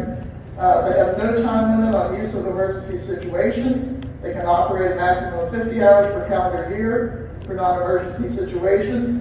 What's the definition of an emergency situation, right? They want to keep the power going on 24/7. These generators are there to allow that to happen. As soon as this bill passed, your project started popping up. Okay? And these are not air pollution friendly. Right? So, also in 2025, House Bill 137 constrained the ability for citizens to do citizen-based evidence collection for monitoring air quality. So, more pollution, more generators, less opportunity for citizens to monitor it. Okay, next slide. Then at the federal level, we've had pro-data center presidential actions and executive orders, removing barriers to American leadership in artificial intelligence, passed executive action in January 2025.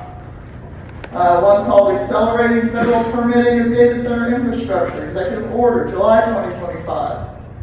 The executive branch is expected to sign a new executive order overriding state approvals and oversight on artificial intelligence regulations. So, next slide. So, lack of state and federal actions calls for strong local actions. This is where you come in. So, we've looked at the suggestions for the ordinance.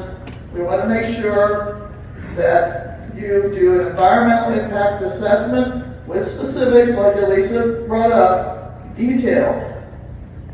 You need to do an environmental justice impact assessment. These kind of projects tend to cluster in communities that don't have as much power for its citizens, low income, communities of color, and we don't want to see that happen. We want to make sure that if you do a proper environmental justice impact assessment, that you can address the situation, that you can mandate rules to make sure that some communities are not impacted far more than others. And then, as Elisa mentioned, the community benefits agreements. Very important. Next slide. Water issues. Oh, that one. Yeah. That's all right. Go ahead. I'll go with that.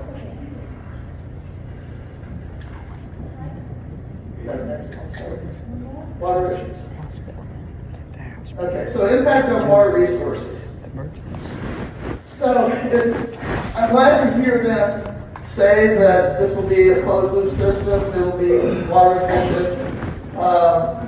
We want to see that there are technologies to make these things have less impact. Appreciate that. But this is being located by the river. We heard a lot about investments in infrastructure upgrades for water. Obviously, there's going to be water impacts, right? So, according to the Environmental and Energy Study Institute this year, large data centers can consume up to 5 million gallons per day, equivalent to the water use of a town populated by 10,000 to 50,000 people. Now, is that going to be the case with this one? Well, then you need to check and make sure that what they're saying is correct. Data center water usage closely parallels energy usage and carbon emissions. For fewer than 1/3 of data center operators track their water consumption. You need to make sure that the tracking of water consumption happens. Okay. Approximately 80% of the water, typically fresh water, withdrawn by data centers evaporates, with the remaining water discharged into municipal wastewater facilities. The large volume of wastewater from data centers may overwhelm existing local facilities, which were not designed to handle such a high volume. So again, right now, you're hearing that these are going to be very water friendly. You need to make sure that that's the case. Okay. So, impact on water resources. Next slide. Yeah. More on, back up one. Sorry. Data centers also use a variety of chemicals, which hasn't been talked about much, in their cooling system that contaminates water as it works through the data center cooling system. These include refrigerants, such as PFAS chemicals, which are also known as forever chemicals, okay, as well as corrosion inhibitors. So in multiple legislative sessions, again, we focus on legislative issues. In multiple legislative sessions as recently as 2025, lawmakers failed to even hear legislation to set drinking water limits and monitor discharges for PFAS forever chemicals. We won't even hear it. In 2025, lawmakers passed Senate Bill 89, A bad water bill limiting the definition of water or waters of the Commonwealth to waters of the U.S., in other words, to defer to the federal standards. That just passed. Okay, do you think the federal standards are okay better than your own standards? Well, guess what? The federal standards are expected to weaken via what is known as the Permit Act. That is out there right now, H.R. 3898, federal legislation. Vote is expected later this week. So, you defer your water quality to the federal standard. The federal standard is probably going to get weakened. So, next. Okay. Let's talk about air quality issues for a second. Compounding the existing pollution problems you already have. Okay, next. Spurlock is obviously a source of pollution. Already has a history of Clean Air Act violations. The addition of multiple data center diesel backup generators would emit significant amounts of PM 2.5 and NOx, especially during testing and outages, impacting local air quality. These are significant pollutants impacting respiratory and cardiovascular issues. We recommend strengthening the local requirements on the use of diesel backup generators. When this bill passed this last session, I don't think anyone anticipated just how many generators we're talking about. We're talking about hundreds. Even though they don't run long, it doesn't matter, you've got multiple. Okay. And then, next slide, we'll talk again about the community impacts. Really important for you to have detailed, strong community benefits agreements. You need that environmental justice assessment. And then, as Elisa said, you need to act on it. So, next slide. Community benefit agreements are legally binding contracts. Okay? So you need to get all the details in there. You need to create your community's vision and goals. You need to consider the impact the development will have in your community. You need to identify any new benefit needs that will ensure your community is supported and any harm is mitigated or removed. You can look up information on community benefit agreements in many places, so I urge you to do that. Next, then also the environmental justice impact assessment.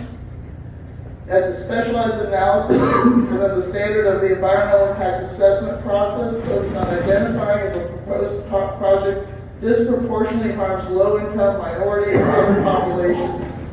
So we'd like you to make sure you identify those impacts, assess cumulative impacts. Okay, you drive equitable outcomes for your community. So we urge you to make sure and do all this. You're welcome to contact us with any questions about any of these. We're here and we will continue to monitor what's happening at the state level and the cabinet to ensure that we are getting better laws protection. But what I want to urge here is that your local ordinances are what's going to drive this. We can't assume that the state or the Fed is going to be watching out for you. So I just want to say again, you've got a lovely community. You have wonderful assets. I grew up not far from the river here, and I know you've had proposals for outdoor recreation and other assets that would truly be benefits to your community. You can have data centers in that mix, but you have to be vigilant about ensuring that this industry that is overwhelming states like Ohio on short notice are really taking care of you, and we're not just tossing things away for the sake of winning a race. I would hate to see this community lose the charm and the farms and the outdoor recreation opportunities that you have. You have great assets that don't need to go just to data centers. So with that, I think.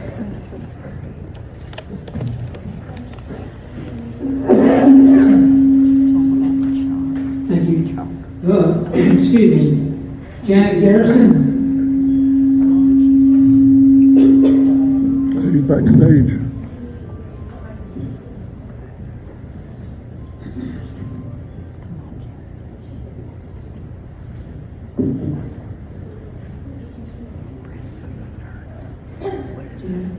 Yeah.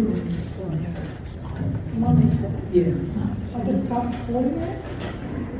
I'll knock you off. Oh, I'm on there, that's for 3 minutes. That's for my 3 minutes. Oh, Mason County resident. My name is Janet Garrison. I am a Mason County resident. You've been sworn in. And I have been sworn in. All right. Okay. So, many of you know me. I taught here at the college for over 34 years. So I have 1 foot in farmland and 1 foot in technology. This was hard for me. I should be cheering this on. But, because I do have a background in technology, I've read all the horror stories about some of these speculative data centers moving in and taking advantage. So that's why I am working with We Are Mason County, and I am a member of Friends of Minerva, so we can make sure that the community is heard and protected. We could welcome this, but we have to be protected, okay? I like what I have heard so far, all right? I really wish we had this pep rally information session a couple months ago. We have several concerns that have been addressed thus far, but not all. So some of my slides won't be as relevant, but the teacher in me has to put those details out there. I like what Owen had to say about, being the best of the best. That's what I want for this community.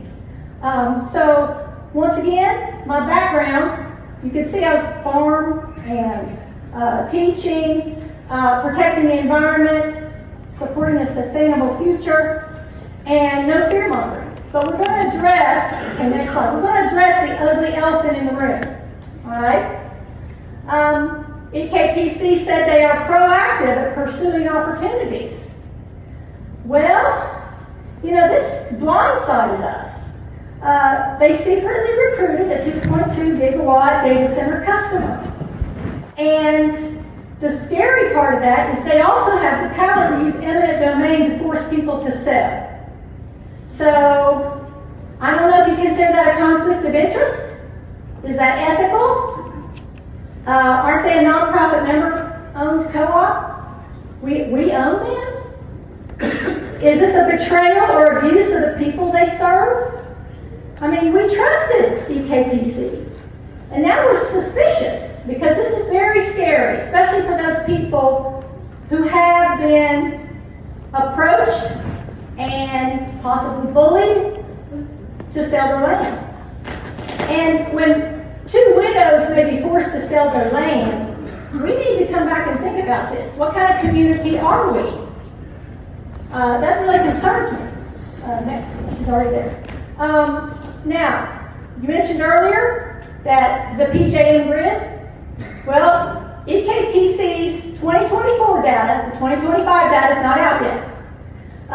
Their total capacity, 3,438 megawatts. All right? The peak demand was 37,054 megawatts, which is larger than 3438. So as you can see in the chart, during the winter, we're using more than we can produce. So we have to buy from the PJM, apparently.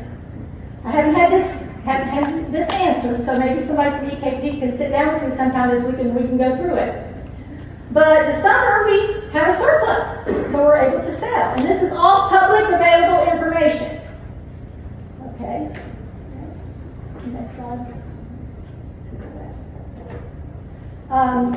The data center tariff rate is a step in the right direction. I love that.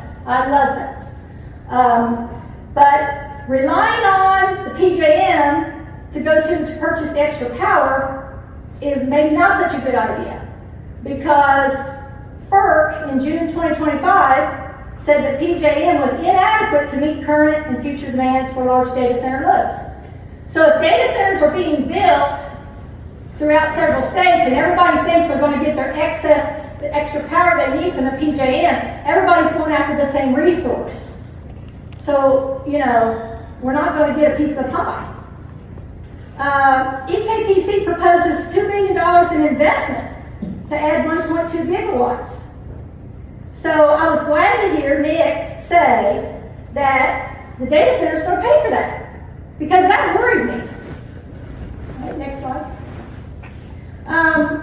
They're going to build 1.2 gigawatts from the research. Once again, I welcome EKPC to contact me and let's sit down and I can get better educated. But this list, I'm not going to read through it, but only 2 of them that are not highlighted are Cooper and Spurlock to be retrofitted to be co-fired so they can burn gas and coal. All right? We're doing that to extend the life of those generating plants. That's fine. But the rest of this all applies to meeting the needs of the data center customer, the 2.2 gigawatt customer. And that's what I was worried about. Who was going to pay for the extra generation project? So these are not costs associated with getting power to their site. This is to generate the power in the first place. All right? Now, all I want you to look at is the number at the bottom, lower right. Based on a document that was released in May of 2025, the Transmission Expansion Advisory Committee, which is a PJM planning committee, EKPC filed with them their plans to be able to get up to 2.2 gigawatts by 2031. All right? Now, all of these have to do with the local infrastructure to get the power to the data center. The data center pays for this. All right, next slide. But the $2 billion, that was where my question was. If there's $2 billion to generate the extra capacity and $566 million to get the power to the site, all right, I will be thrilled to hear that data centers paying for both. Because my concern was we would be paying for that for the next 40 years. Ratepayers. So EKPC requires a bond for data centers to recover all infrastructure costs specific to their operation if they abandon the project. That makes sense. I'm saying, do you have another bond that covers the $2 billion generation investment so the ratepayers don't have to pay it? So Tanner, Jeff, Nick, everybody said no, we wouldn't be paying for that. Everybody heard that here tonight. I love that. All right, now let's get back to the zoning amendment discussion. Closed loop, dry cooled, sounds great. That means no pipeline needs to be built from the river up to wherever the data center site is. That's great. We have, thus far, other than tonight, have received no concrete information from the developer regarding how much water they will use daily, and that they would use only river water for cooling if they were a massive water consumer. All right? But our thoughts are we still want to protect our aquifer from being contaminated in any way. So if you're going to have any kind of holding ponds, reservoirs, they need to be properly lined. Because any chemicals that you may use in your water, we don't want that in our aquifer. Now, evaporative cooling causes elements in water to become more highly concentrated, such as nitrates, PFAs, etc. So there's a second side to the Prineville, Oregon story. This past couple of weeks, a Rolling Stone magazine released an article about Prineville, and now they are experiencing elevated rates of cancer in young people and miscarriages. And they were wondering why. It is because, now hopefully we'll never do this here, but this is a concern we need to watch because we are farming, we use ammonium nitrate, and so forth. In Prineville, Oregon, they also had the large corporate farms that were trying to get additional desert-like land to make it more fertile to raise your McDonald's potatoes for the french fries and onions. And what happened over the course of several years is their aquifer got contaminated with excess nitrates. The data centers brought the water in, the evaporated cooling, then concentrated the nitrates.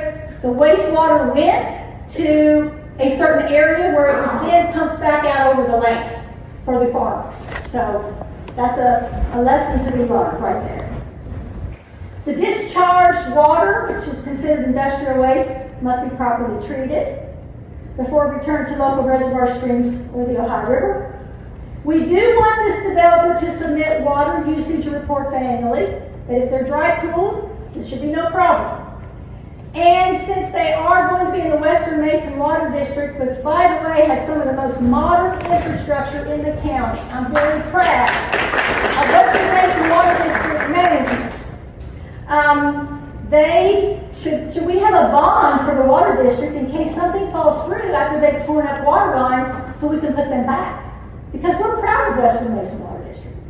Next slide. All right. Now, some of you may say, well, I don't really care about this. I just want the jobs and I want the tax revenue because I don't live out there where this thing might go. Well, the wind can carry things. It can carry noise and air pollution. I live over 3 miles away from the railroad tracks, but if the wind's just right, it sounds like that train whistle's blowing right outside my door. So the prevailing winds will carry noise and pollution. So everybody needs to care about this. All right, next slide. Noise, same thing here is true. Low frequency vibrational noise, sometimes called tonal noise. The best way for me to describe it is if a kid goes down the road with a big boom speaker, big subwoofer in the trunk of their car, boom, boom, boom. I mean, you might not hear it immediately, but why do I feel something? You know, it's vibrational, all right? That's what you're feeling. You may not hear it. I don't notice my refrigerator running all the time. There's a noise with it. But this type of noise, low frequency vibrational noise, causes a lot of illness. Because stress causes cortisol levels, you can no longer get the rest you need, you get inflammation, inflammation leads to heart attack, stroke, etc. So this is nothing to laugh about. And it can carry up to 3 miles. So you see where the circles are? Oh, you need to go back. And the little red stars are the school system, the blue stars are medical and extended care and nursing facilities, and the poor little yellow star in the middle is Highland Heights. Okay, let me go on to the next one. Why noise matters? Direct data centers, maybe not this customer, but some of the unscrupulous ones, often emerge rapidly in less regulated or residential areas. They result in noise complaints, reduced quality of life for people, animals, and insects, anything living. Noise control measures for high and low frequencies are needed along with revisions to local noise ordinances. We need to be able to protect the community and no pay to play. No, just let's assess a fine and slap them on the wrist because they'll just keep doing it.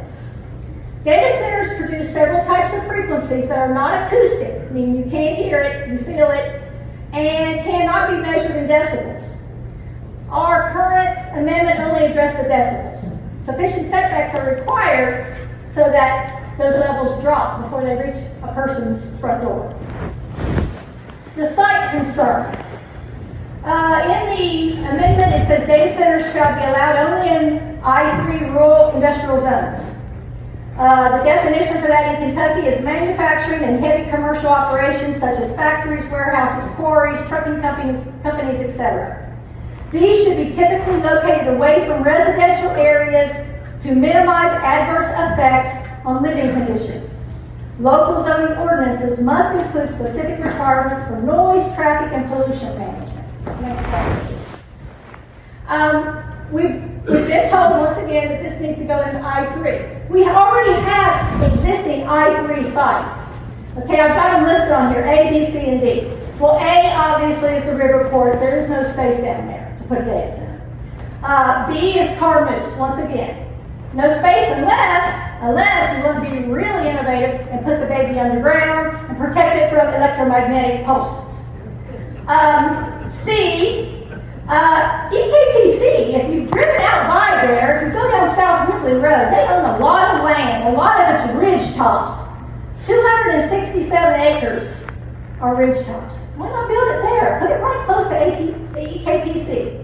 And in Dover, the west of Dover, there's 624 acres. But we're saying we want to take this red square and convert it to I-3. Well, we've already got I-3 covered. Next slide. Okay, on this slide it's showing the existing industrial parks. You could put one in an existing industrial park if it's multi-story. This is what they do in other parts of the world. They put it in an industrial park. And especially where land is scarce, if you go out over to Japan, Taiwan, and so forth, they go multiple stories tall. We could do that. We could do that. We don't have to take all the farmland.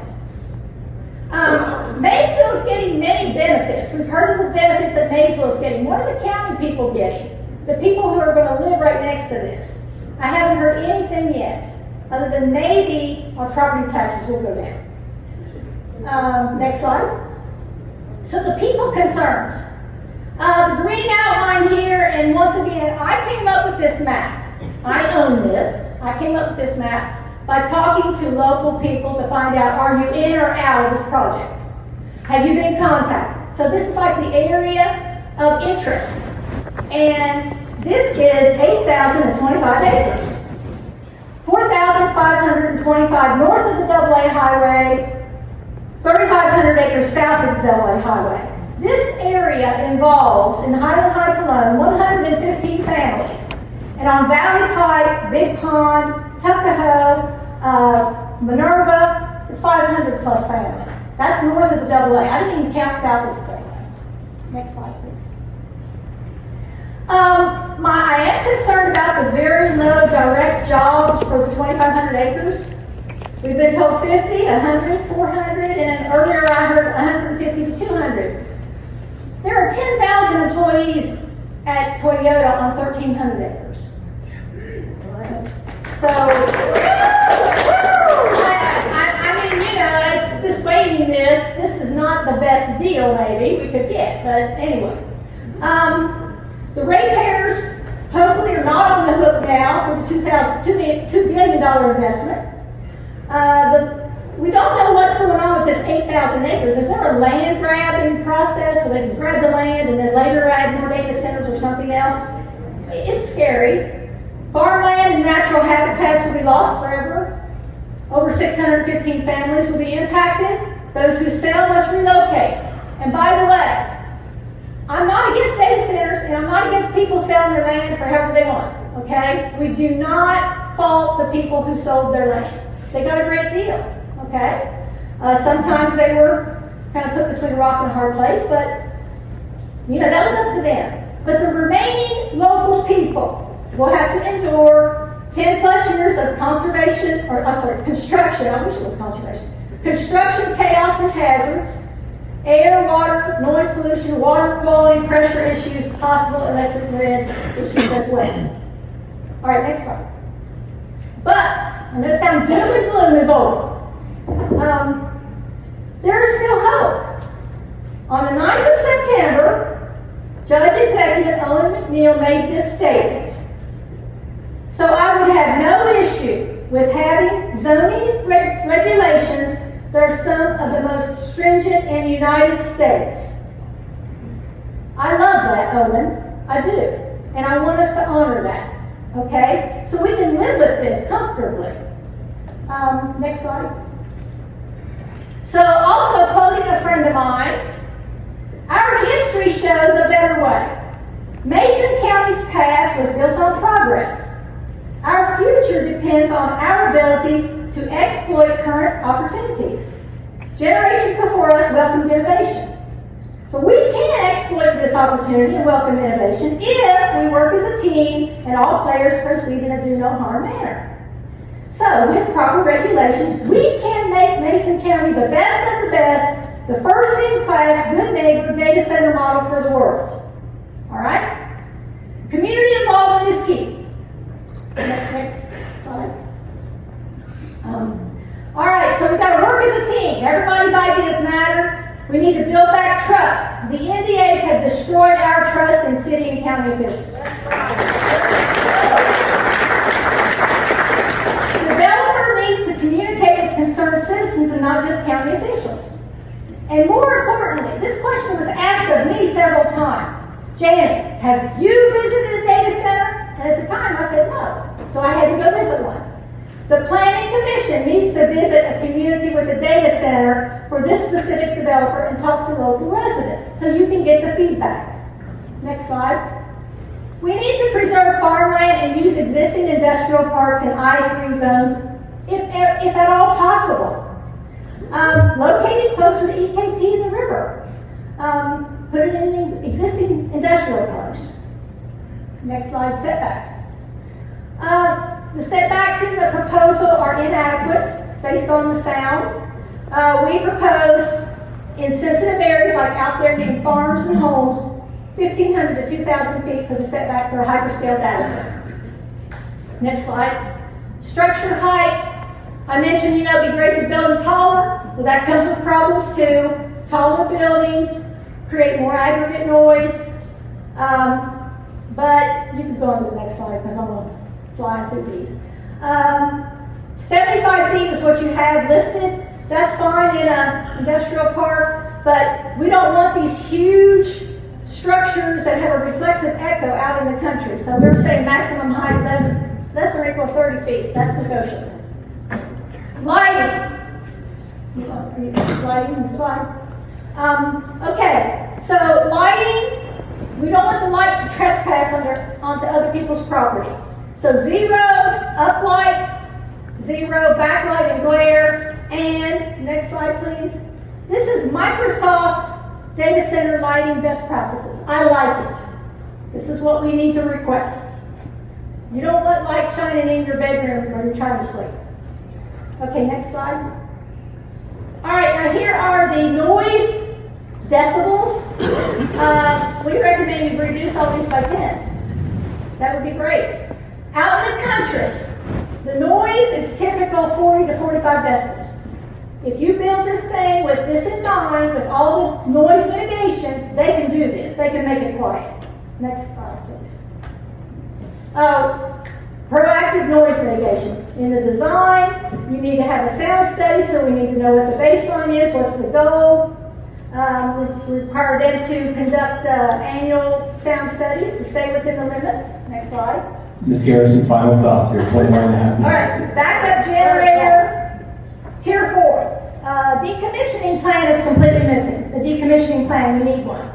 And we need a moratorium, so we have more time, so we can send our board members to visit a site, so we can bring the community, get more community involvement. And go ahead and the very last slide.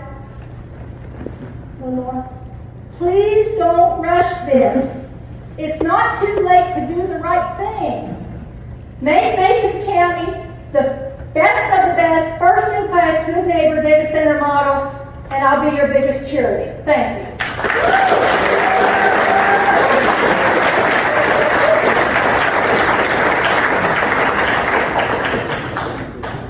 Thank you, brother.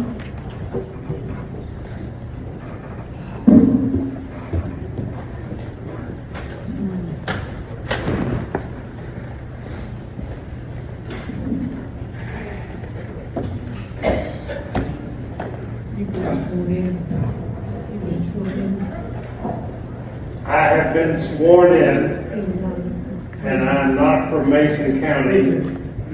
I am Hank Grady. If you'll leave it on the first slide for a couple minutes.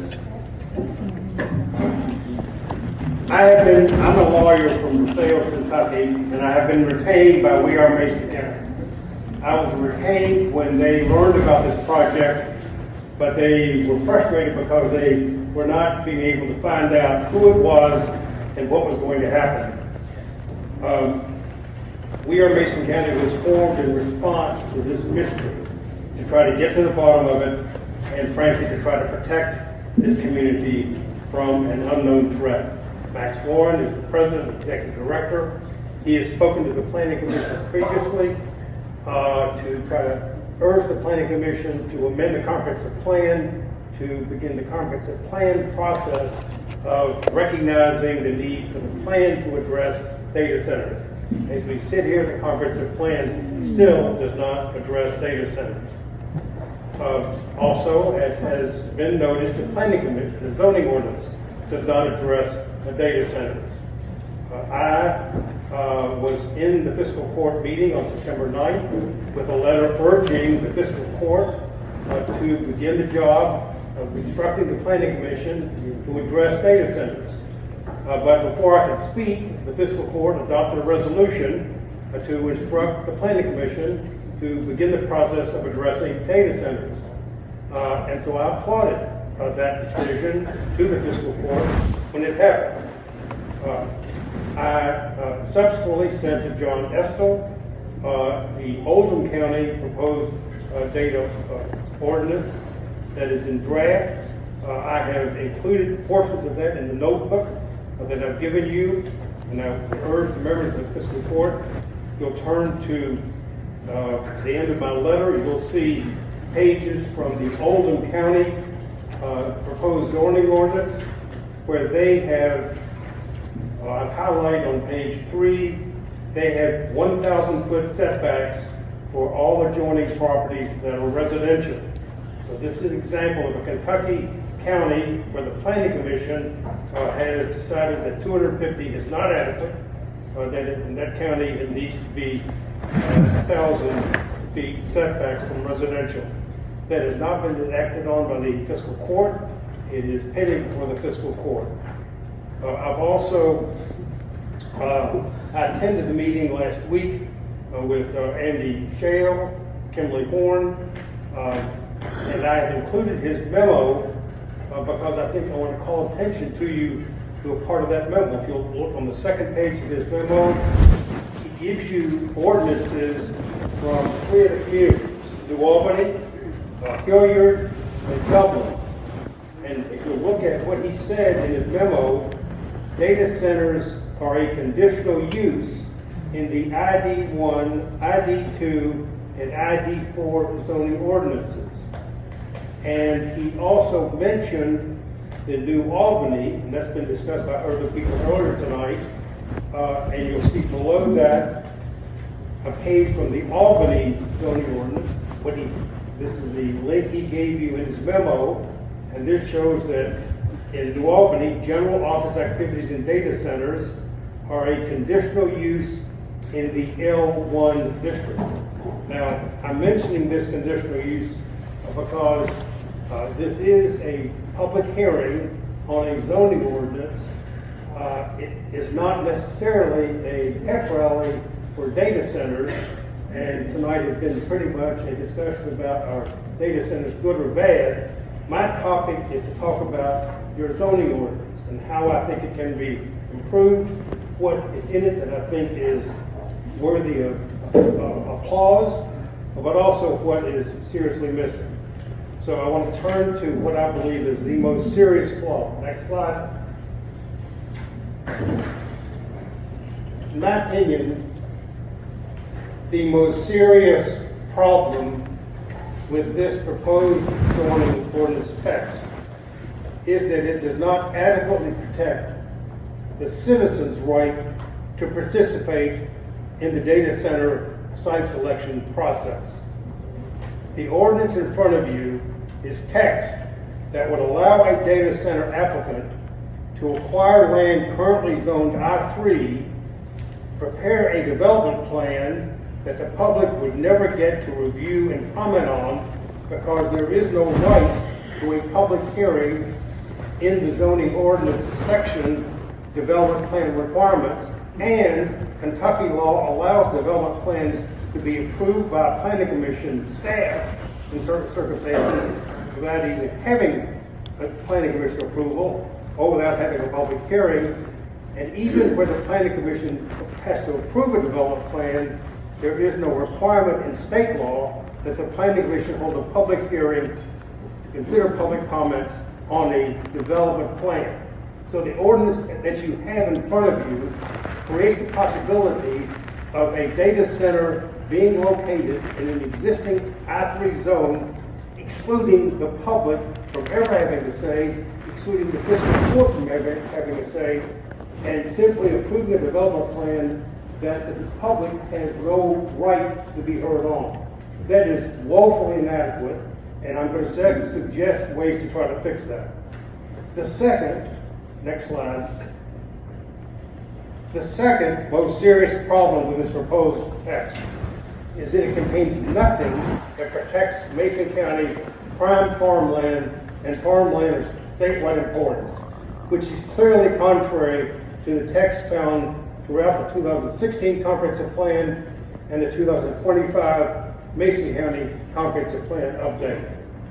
Without any language that protects prime and important Mason County farmland, this proposed text validates the fears of many in this community that there is a plan to take 8,000 acres of productive farmland zoned for agriculture out of agricultural production, again in violation of the community's comprehensive plans.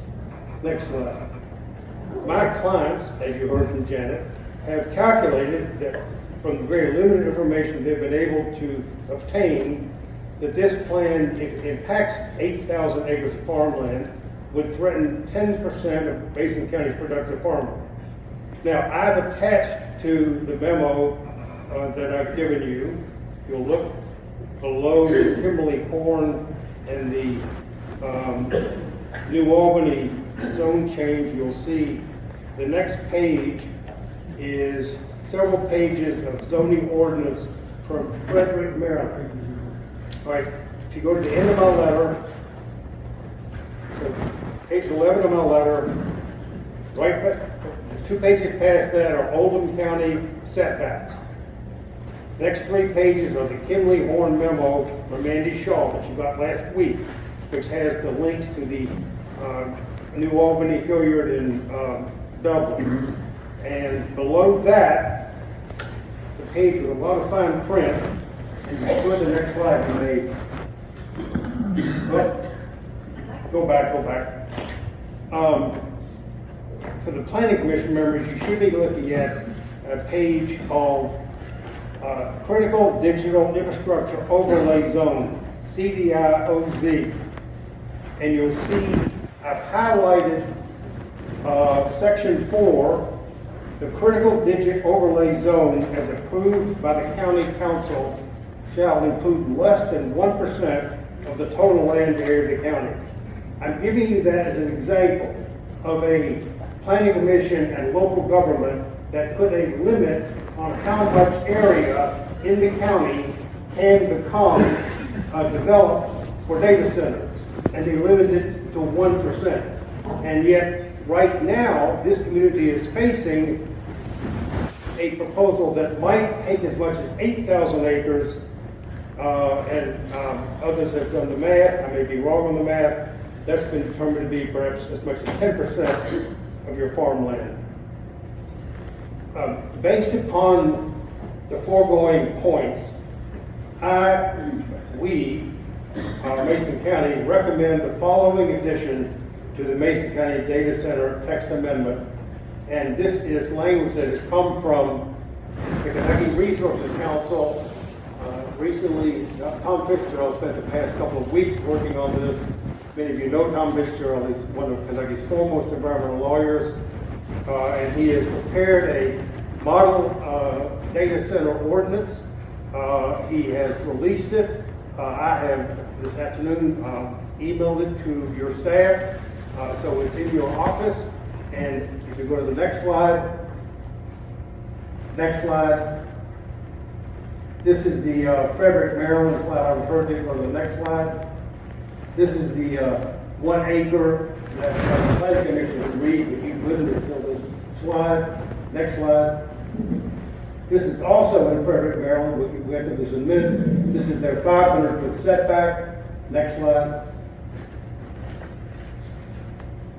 All right, now we're looking at the language that Mr. Fitzgerald has recommended, and I'm recommending this as a specific addition to your zoning ordinance. General requirements relating to location of data centers. No data centers shall be located. Next slide. On lands with slopes within a 100-year floodplain unless flood impacts are mitigated, in wetlands, and number 4, on prime farmland or farmland of state importance. This is a critical piece missing from your ordinance, and I would urge you to add this, and I suggest to you that your comprehensive plan, which calls regularly for planning to protect farmland in this county, requires this kind of language in this ordinance. So I urge that you include this text or some variation of it in the finished product. I want to talk about setbacks. We asked the Planning Commission to strengthen the setback requirement. I've attached the Oldham County zone text, and the planning commission has looked at that as a 1,000-foot setback, at least from the planning commission. I've mentioned there's Frederick, Maryland, with a 500-foot setback.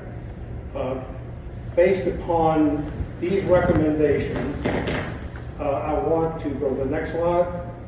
Oh, I'm sorry, back up, setback. You already know. The data center, these buildings should have the following setbacks. Next slide. At least 500 feet from the outer perimeter property lines of the data center, regardless of the zoning classification of the adjacent property. These setbacks shall not apply to property lines in the interior.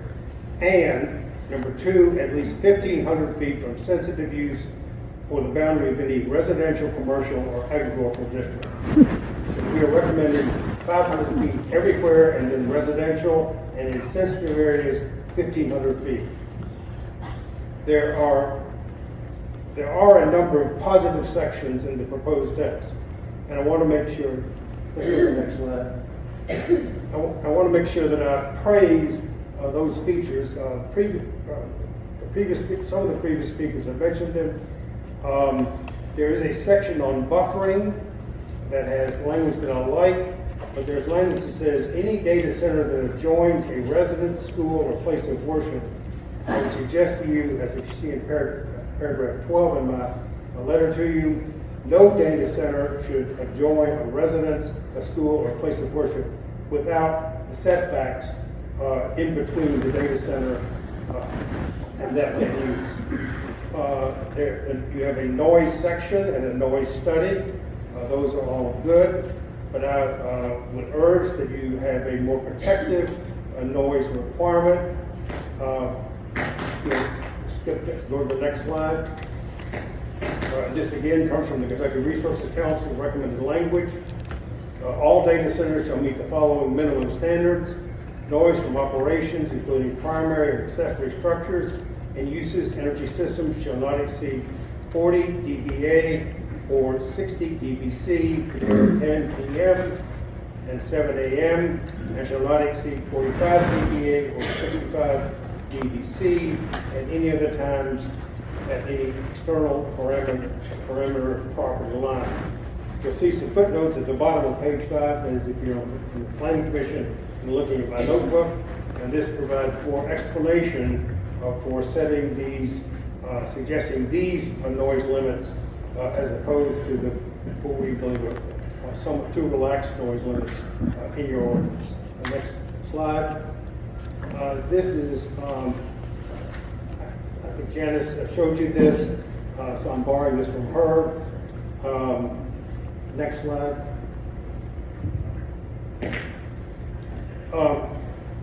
I do want to praise the feature in the proposed text that calls for not only the utility study, that's been discussed previously, but also the environmental impact assessment. I do think the question was asked. It requires an environmental impact assessment, but what happens? What impact does the environmental assessment have? That is something that I think that we think through and strengthen.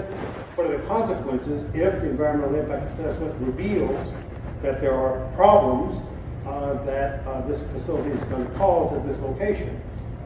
The specific ask that I point to in paragraph 17 is to make sure that your environmental impact assessment recognizes that prime farmland is an environmental impact.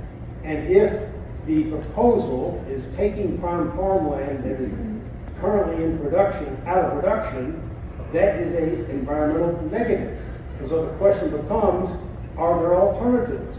And if there are alternatives of locating in an existing industrial tract, taking agricultural land in production out of production, then perhaps the environmental impact statement should tell the developer this is not a good site.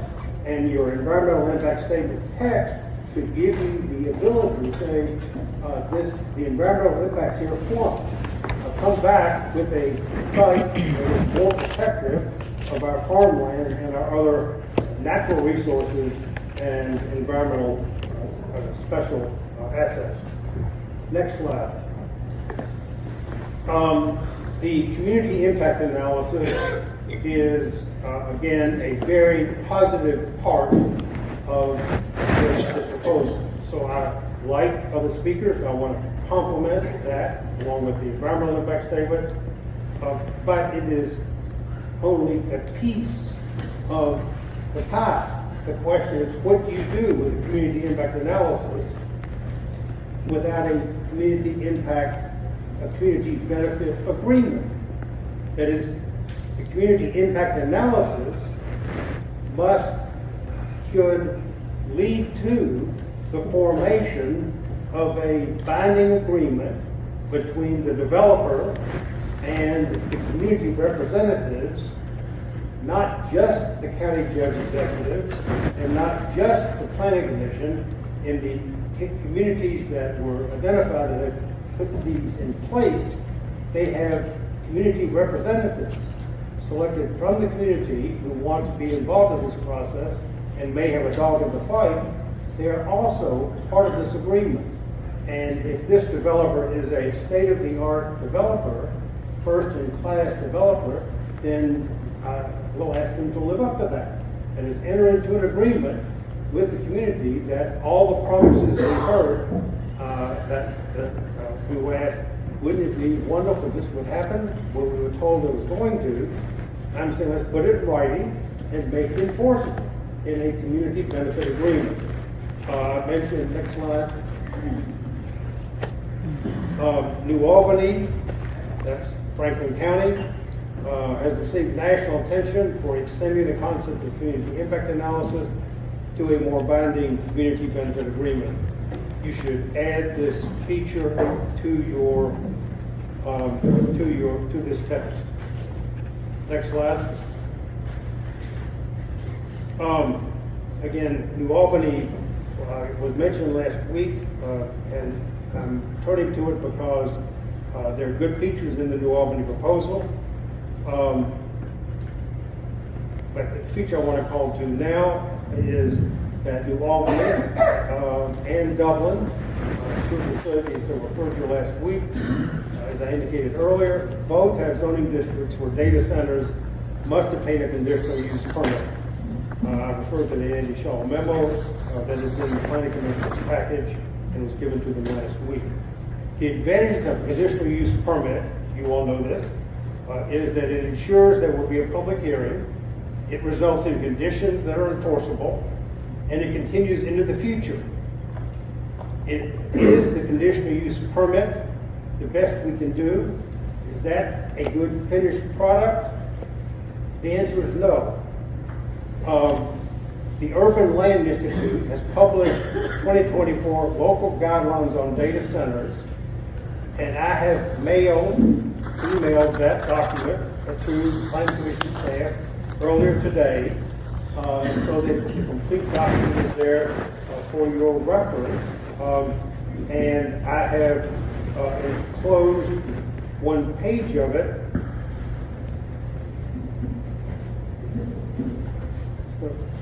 Next slide. Oh, sorry. Unfortunately, the audience won't get to see this, but if you're in the notebook, if you can find the page that says regulating data centers, it's fourth from the last. This is a think tank document on how to regulate data centers, and they make 4 specific suggestions. Option 1, create an overlay district. Option 2, create a planned innovative research and technology district. Option 3, note preferred data center locations in the comprehensive plan and invite owner or hyperscaler initiated zoning applications. And 4, implement a specific data center zoning district defined by the ordinance. Now, my recommendation to you is that option 1, an overlay district, or option 4, a specific industrial district data center, be added to your text. That you have a text that is designed for data centers. And And that is the piece that I believe is missing from the ordinance in front of you, and what I believe to add to make this address the issues that I believe it currently fails to address. So, looking at the slide in front of you on the screen, again, this is language coming from ARC, it's language that I agree with. Permitted uses. A data center shall only be permitted in the heavy industry zoning district, I-2, or the rural industrial zoning district, I-3, as a conditional use upon 1, application for a map amendment to reclassify the property on which the data center is located as industrial data center, that is a zone change, and issuance by the planning commission of a conditional use permit in conjunction with the zoning map amendment. I put in front of you KRS 100-203. This is a statute that identifies what is supposed to be in zoning ordinances, what's allowed to be in zoning ordinances, and I'm not sure that you've encountered this before, but section 203.5 allows the planning commission and fiscal courts to add to the text authority for the planning commission to decide conditional use permits when the proposed development needs a conditional use permit. Mr. Brady, you're 23 minutes. Final thoughts, please. Second, how much? You're 23 minutes. Final thoughts, please. And one more minute. It's up to the planning commission. I've also sent to you the Prince George County Qualified Data Centers. This is a lengthy resource document, and you'll see the final 3 pages of that in my memo. These are studies of other counties. My recommendation is if you look at Frederick County, Maryland, the county that is most like your situation, where they are trying to protect farmland and allow data centers to come in with public participation and with all the benefits possible going to the county. I want to close with how I began. I quoted in my letter to you from your comprehensive plan. Develop policies and programs to protect and retain land that is considered valuable or that has soils of prime or statewide importance. Selective options include ag districts and conservation easements. That is in your plan. I would urge you to adopt a zoning ordinance that implements that part of your current comprehensive plan and save Mason County's farmland. Thank you.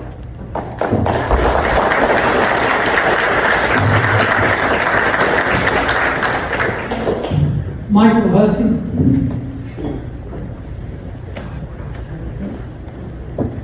Michael Hussey, Maysville, and I have been sworn in. Okay, thank you. Start down there. Right here, please. Like everybody else. Thank you. I'm right here, thank you. $1 billion. It took one word. That's all it took for our officials, and they had a revenue gasm. They were told to roll over and play pasta. The company will provide your marching orders and your cue cards. NDA, no discernible accountability. Once signed, the officials essentially represented the company. That's right. The officials were told to shelve their curiosity and their critical thinking. Pay someone else so you can legally play possum. 400 badge-in jobs. As soon as I heard badge-in, it's like, ding dong. Count on about 50, even though we hear this whole range. Most will be in Oregon, Washington, Texas, California, and India. Maybe once a year, they'll come in for a meeting and swipe their badge in. So you get 400 badge in. You see how important this project is, and I think all of our officials should be excited and honored to consider this proposal. All the associated property should be given values of December 31st, 2020. Now, for any officials, their family, and their business associates, if it's directly impacted or adjacent to this, they are allowed to get twice that 2020 value. Anything above that goes into a bond to help protect the community. If they happen to have bought the property after December 31st of 2020, they get half of what they paid for it because it's deceit. I really enjoyed the presentations by all the officials because it really helped assuage a lot of my concerns. It's about 6 months too late, and the secrecy turned into deceit, in my opinion. These are my opinions. Now, 90% of what our officials said is in the cloud. If only half of that comes to fruition, I would be excited. Now, if our officials want to take a look at the two previous, Janet and Hank, I think, take a serious look at those, that addresses almost everything that really should be addressed.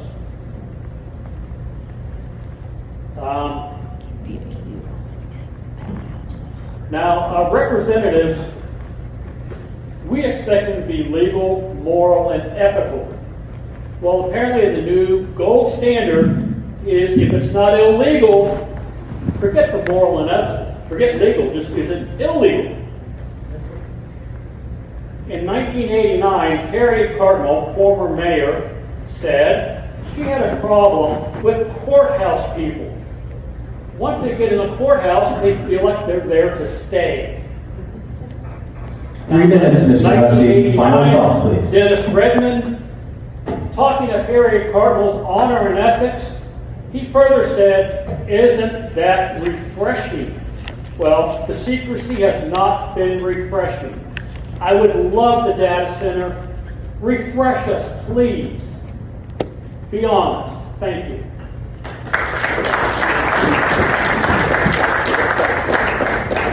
Bill Marshall? Can I just talk from here? I'm Bill Marshall. I have been sworn. I live in the county. My name is Bill Marshall, and I live at 6083 Key Pike, Maysville, Kentucky. I want to talk about Mason County's future and how we can write rules to help shape it. Until recently, Mason County is a place that built, adapted, and worked hard for our future. But since the 1990s, our population, income, and employment have all declined while the cost of supporting our public services continue to rise. We can't keep longing for the past while ignoring today's opportunities. Our future relies on zoning rules that precede responsible growth rather than aim to block change. Instead of balancing progress with protection, this draft amendment piles on restrictions, cost contradictions that make it nearly impossible for Mason County to attract new opportunities. A data center is not a quarry, a paper mill, a chemical plant, or a trucking terminal. It's quiet, enclosed facility that produces little noise, no odor, and very little traffic. Yet the draft imposes much stricter setbacks and standards than the data centers than on other industries. That's not good planning. That's a policy designed to exclude. For example, although the draft says that emissions can't be perceptible beyond the property line, it also requires a 4-foot berm in every buffer. If nothing can be seen, heard, or smelled beyond the fence, what exactly is the berm protecting? It's added cost with no measurable benefit. Another section demands that third-party inspectors, even though the Kentucky law already requires certified public inspectors for every new electrical and plumbing system. That's duplication that adds cost without adding safety. When you consider that these aspects, the inflated setbacks, the redundant inspections, and the unnecessary mandates, a pattern emerges. These aren't protections, they're obstructions. They serve a few people whose off-farm income allows them to see land as scenery rather than as someone's livelihood. Meanwhile, their rules make it harder for the neighbors who depend on the land to adapt and move forward. Mason County was built by people who faced change and turned it into progress. We can do it again with zoning that's fair, consistent, and open for opportunity. Let's protect our neighbors without punishing our future and write rules that welcome responsible growth rather than drive it away. Thank you. Reason to speak?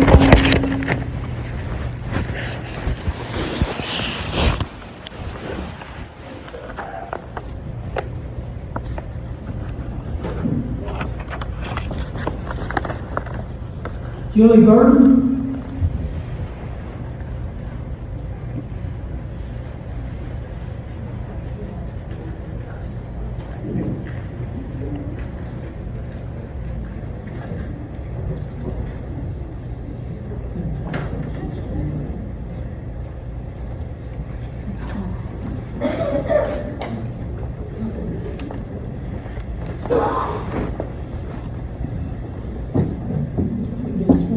Yes. Mason County, well, Neptune Road. Your address is Mason County, Neptune Road, 6102. Okay. Basically, just want to say that I know a lot of people in the room. I have family members in the room, I have friends in the room, I have Facebook friends in the room, and I don't have anything against anybody. I just want to say that this is something that has got to be more open, and the public in general needs to be able to understand it. And when I look up things, it's like megawatts versus gigawatts. I mean, who knows that? You know, as far as the general public.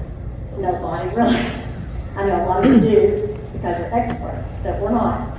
So it just has to be put in layman's terms. We're all multiple, and I was going to say that I live in Mason County, and I want us to do what's best for our community. Thank you.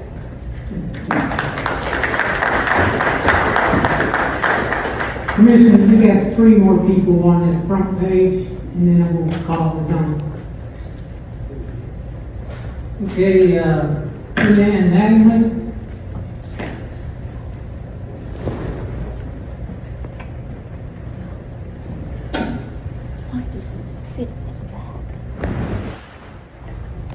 You ought to call the next person, let them be coming up. Just to say.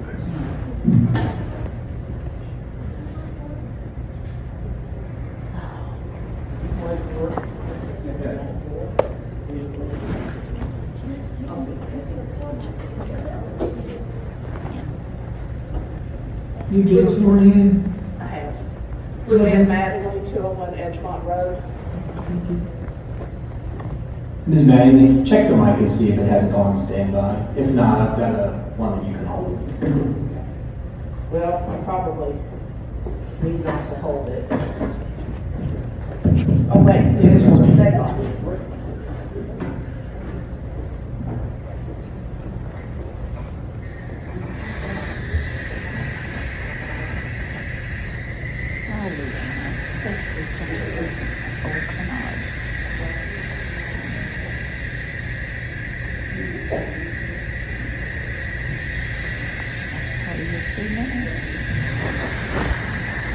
Hey, put that in a minute. That sounds like furlong to me. Could have lived out Rich Furlong.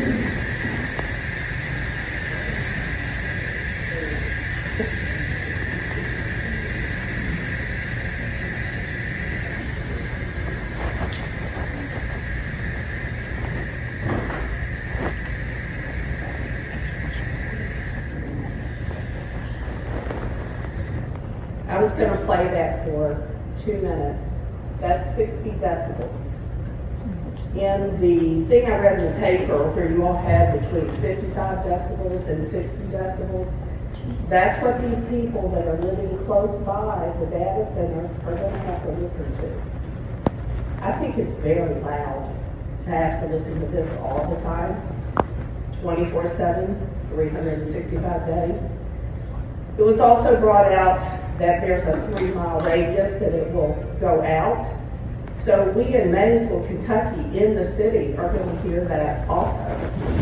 So I really encourage you, 40 decibels Go and listen to 60 decibels again. It's loud, you all.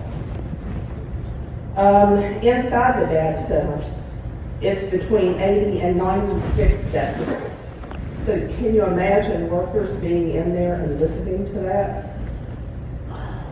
Jerry McGovern, you can look him up. He's an expert on the impact of digital technology and the environment.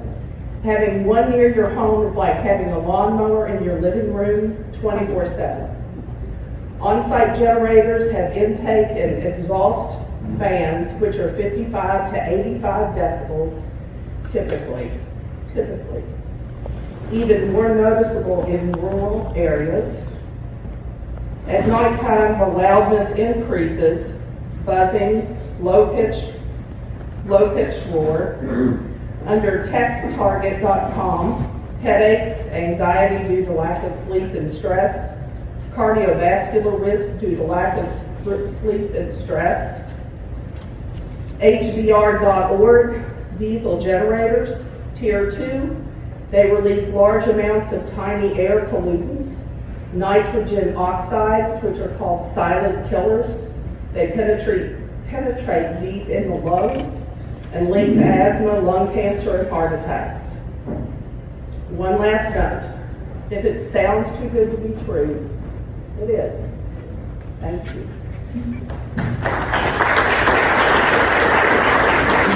Thank you, Cardinal.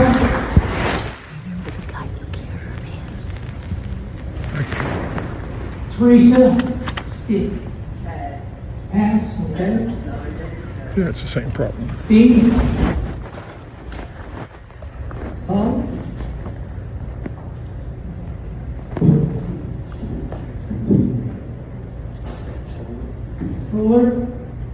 Forward? No? Okay, that's the end of the list, first page. And if we'll pause for the night, pick up tomorrow. Right, so we need a motion to recess the public hearing. We need a motion to recess the public hearing. John? Okay.